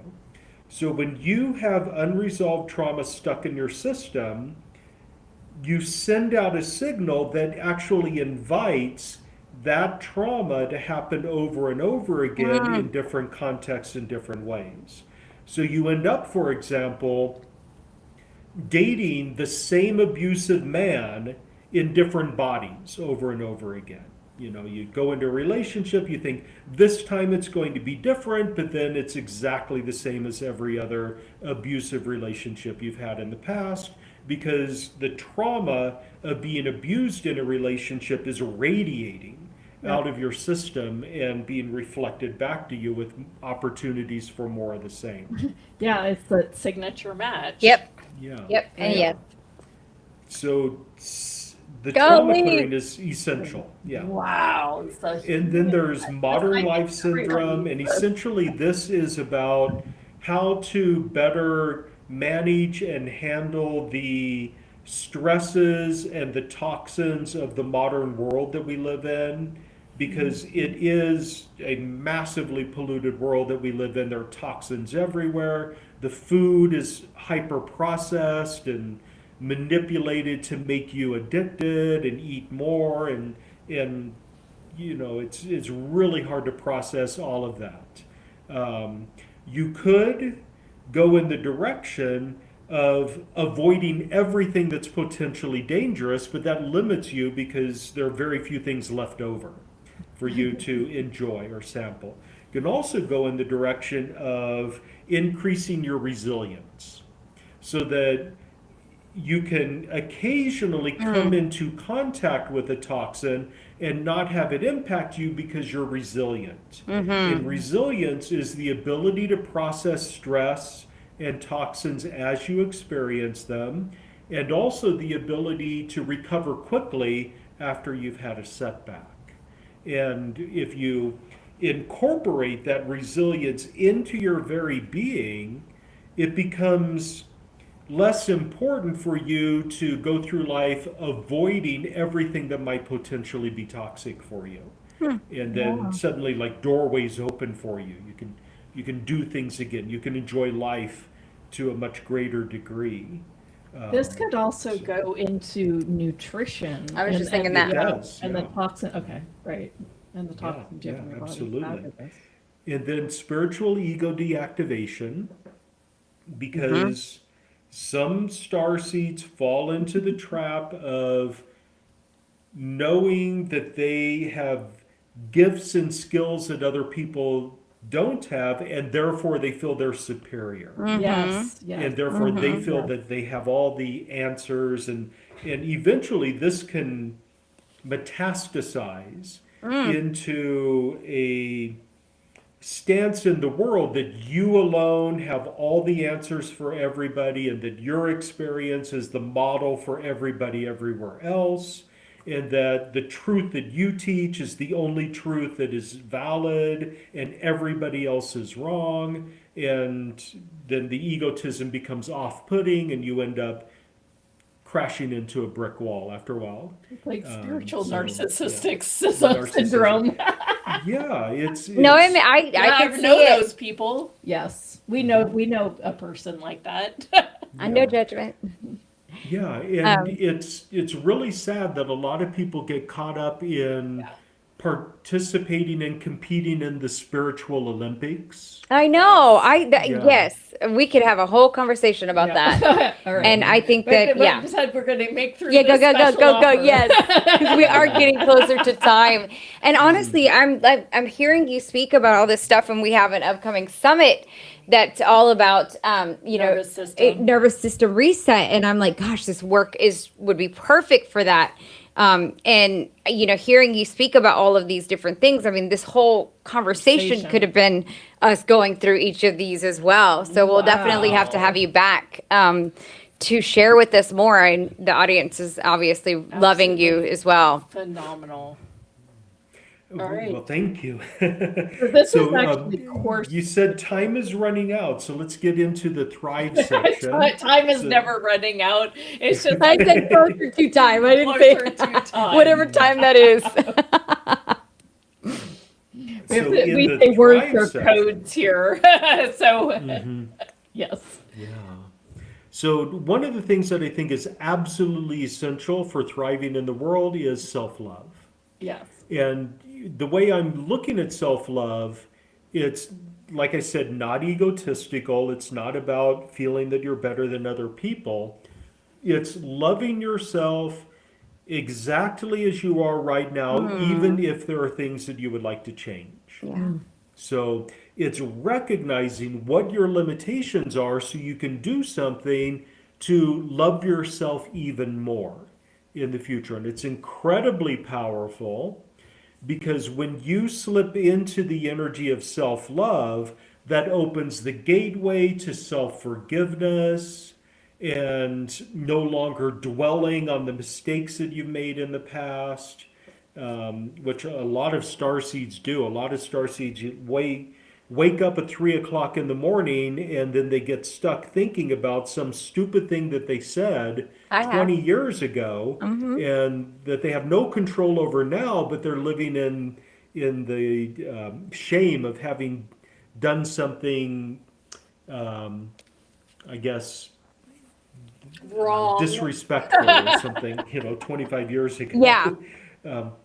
So self-love is the gateway to self-growth in many, many, many different ways. Yeah. And then we have a section on embracing your starseed identity and mission. Wow. Fun. And of course, like I said before, you came here with a mission, you came here with a purpose, but as you develop as a human being, you forget what that purpose is. You know you have one, you know you're called to a life of service, but then you get really confused. What's my purpose supposed to be? Yes. And this kind of opens itself up into something that I consider really important. Other people may disagree with me or maybe not quite follow this.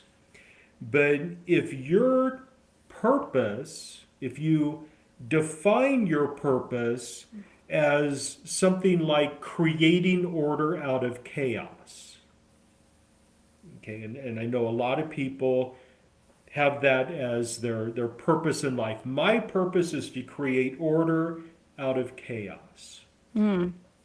Logically, what that means is you must have chaos in your life in order to fulfill your mission. And therefore, you become a chaos magnet, because if you don't have chaos, you're not doing your purpose, and therefore life feels meaningless. And why are you here? Yes. So Yep. if your purpose is to create order out of drama, or to bring peace wherever there's drama, then you become addicted to drama, because you need that drama in order to fulfill your purpose in life. So I usually like to coach people into defining their purpose as something that is kind of a condition or an emotion or a state of being that is not defined as the opposite of something else. So for myself, my purpose is joy.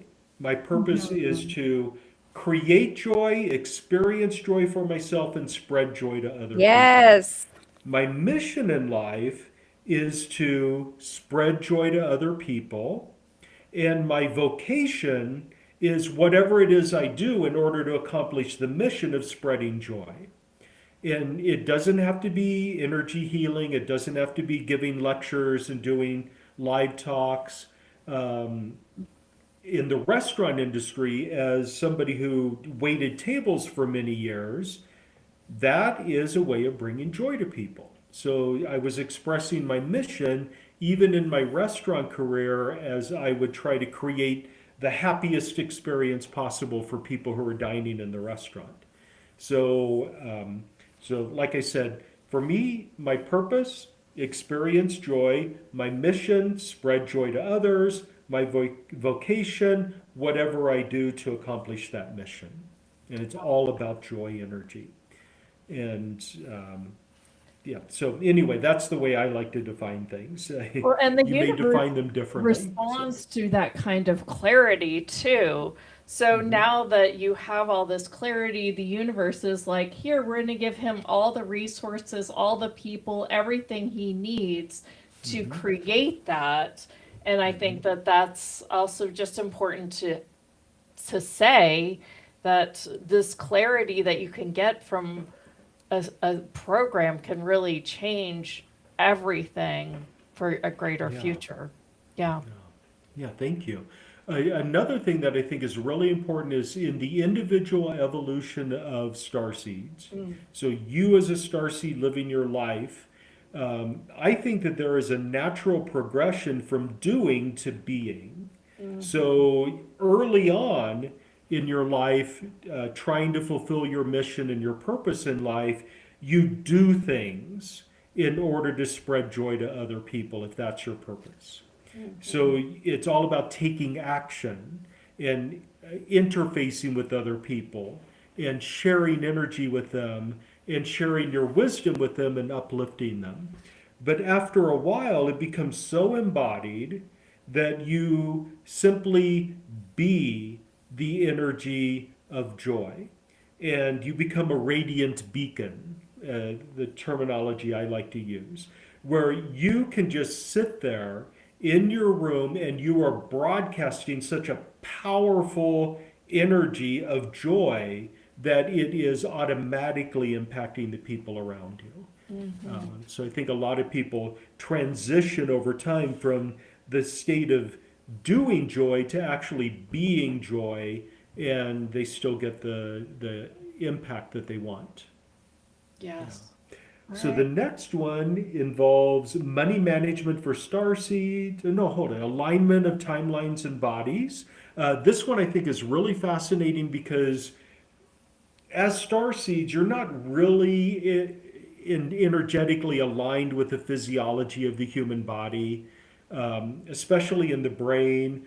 The neurobiology of who you are as a starseed in your original form isn't a perfect match for the neurophysiology of the human brain, and therefore there's some neurodivergence that often happens. Yes. And your bodies kind of separate from each other.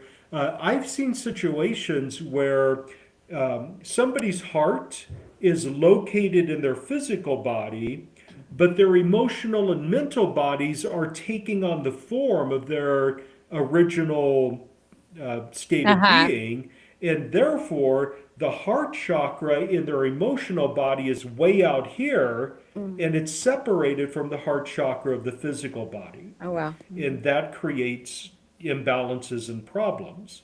So the goal of this attunement session is to line everything up again so that your physical, emotional, mental, and etheric bodies, they're all in perfect harmony with each other so that you don't have areas where there's wide separation between the two. And then timelines are important as well, because I've seen situations where somebody's mental body is running at hyperspeed, but their emotional body is slow and sluggish. And the timelines get screwed up.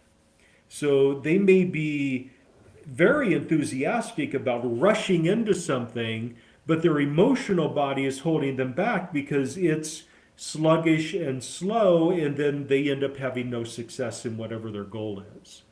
So this is about realigning those timelines so that you can harmoniously move into whatever it is you're trying to accomplish. Yes. And then money management for starseeds. Like I mentioned at the beginning, money befuddles people who are not from planet Earth. Even if you've had many lifetimes here, it can still be confusing to figure out what how money works, why people hoard it, why on earth would somebody hoard money when they already have enough and other people are suffering? None of it makes sense. Wow. So this helps you This is true. manage that, because money's important. It's important to have financial stability. If you have financial surplus, then that gives you the ability to be of service to more people. Yes.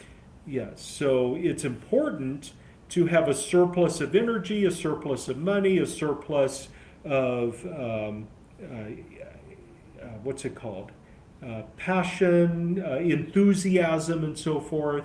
Because if you're depleted in all those areas, you really cannot be of service to other people.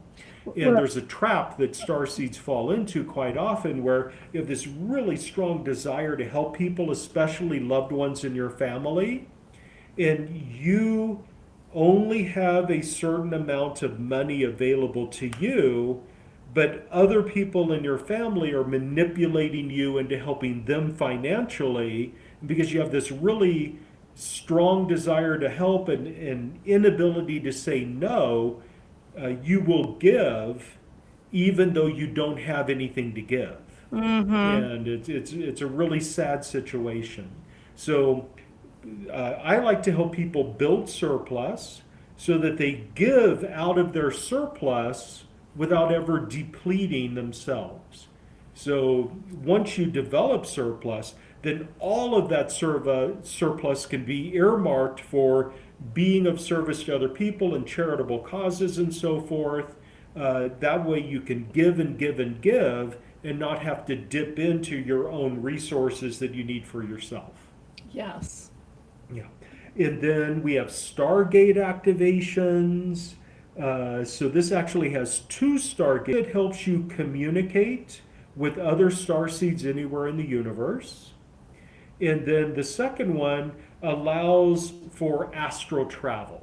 So that you can Fun. go into a hypnotic state, leave your body, and go anywhere that you want to go in the universe. So, and that does take some time to practice, and it's not like overnight you astral project to your place of origin, but it is very powerful nonetheless. It opens the gateway for that. Yeah. And then we have the light body activations, which is essentially the Merkaba, your crystalline body, your diamond body. This is in stepping into that crystalline structure that you naturally have, that you're kind of disconnected from at the moment. It feels like it's offline, that allows you to increase your consciousness, experience what I call pinnacle consciousness. Other people would call it Christ consciousness or Buddha mind or cosmic consciousness. So it opens the gateway for that. But the crystal gridwork activation helps you anchor the Merkaba so that your bodies can all remain united with each other for longer periods of time, even as you are astral projecting into the beyond. So, yeah. Wow. This is an extraordinary Thank you. package. I really think Yeah. everyone needs this. Yeah. Again, you guys, the link is houthustle.com/Patrick. You can also find it on our live page at houthustle.com/live, LIVE. Holy camoli. Yeah. Wow. I'm so glad you thoroughly went through that Yes. because it really woke us up to something greater, too. Thank 'Cause you. Thank you. Yeah, absolutely. Wow. What a fun call. Any parting words? Any parting words?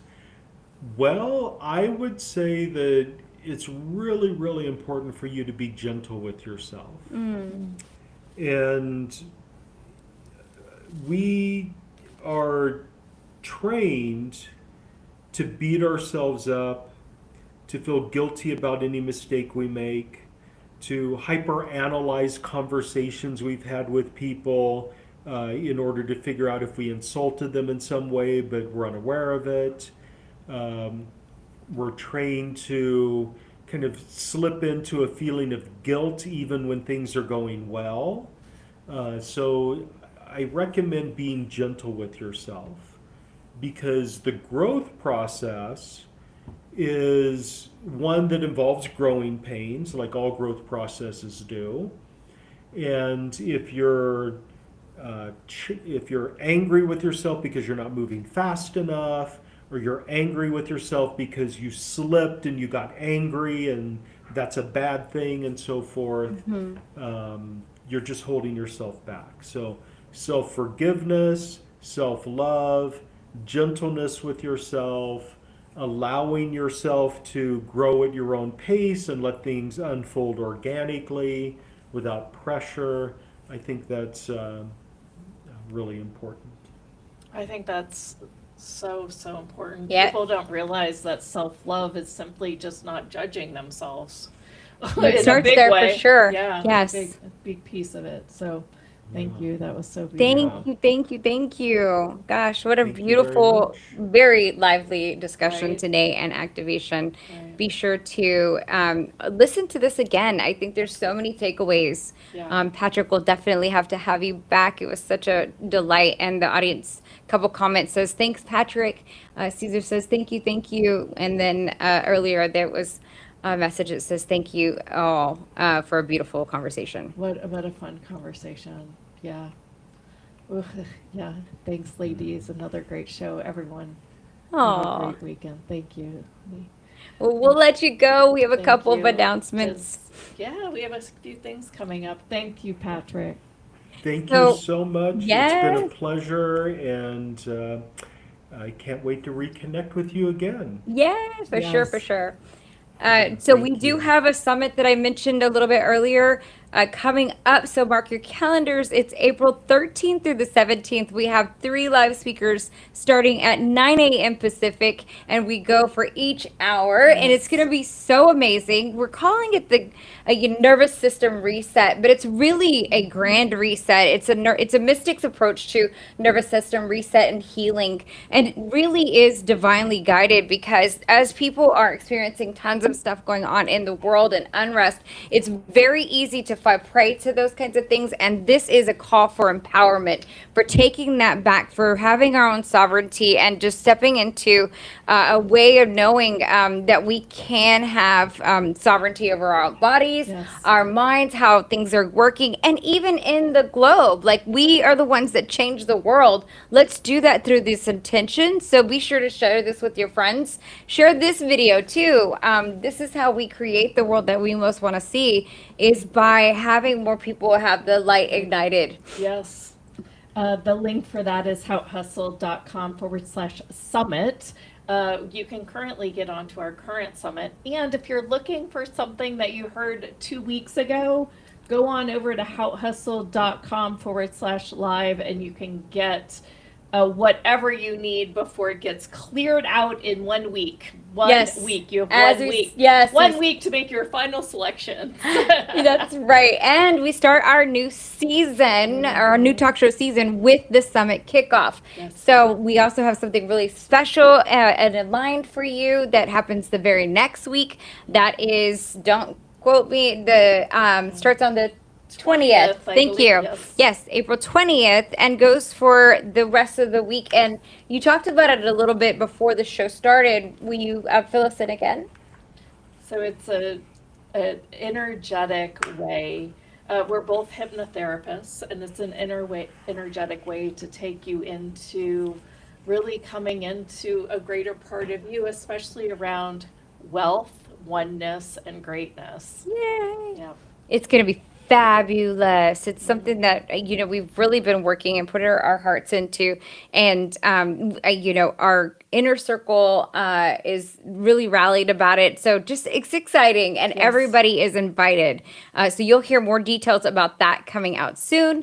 Any other questions? Any other information that we need to share? If you have any questions about any of it, just go to team@howhustle.com, shoot us an email. Also want to hear from you on the chat. How are you feeling? How are things going? Is there something coming up for you when you think about self-love? And want to be able to support you on this journey of woo and spiritual enlightenment. Yes. And as always, we are How Hustle reminding you to To take a little time to enjoy the woo. Bye-bye, Have a great everyone. one.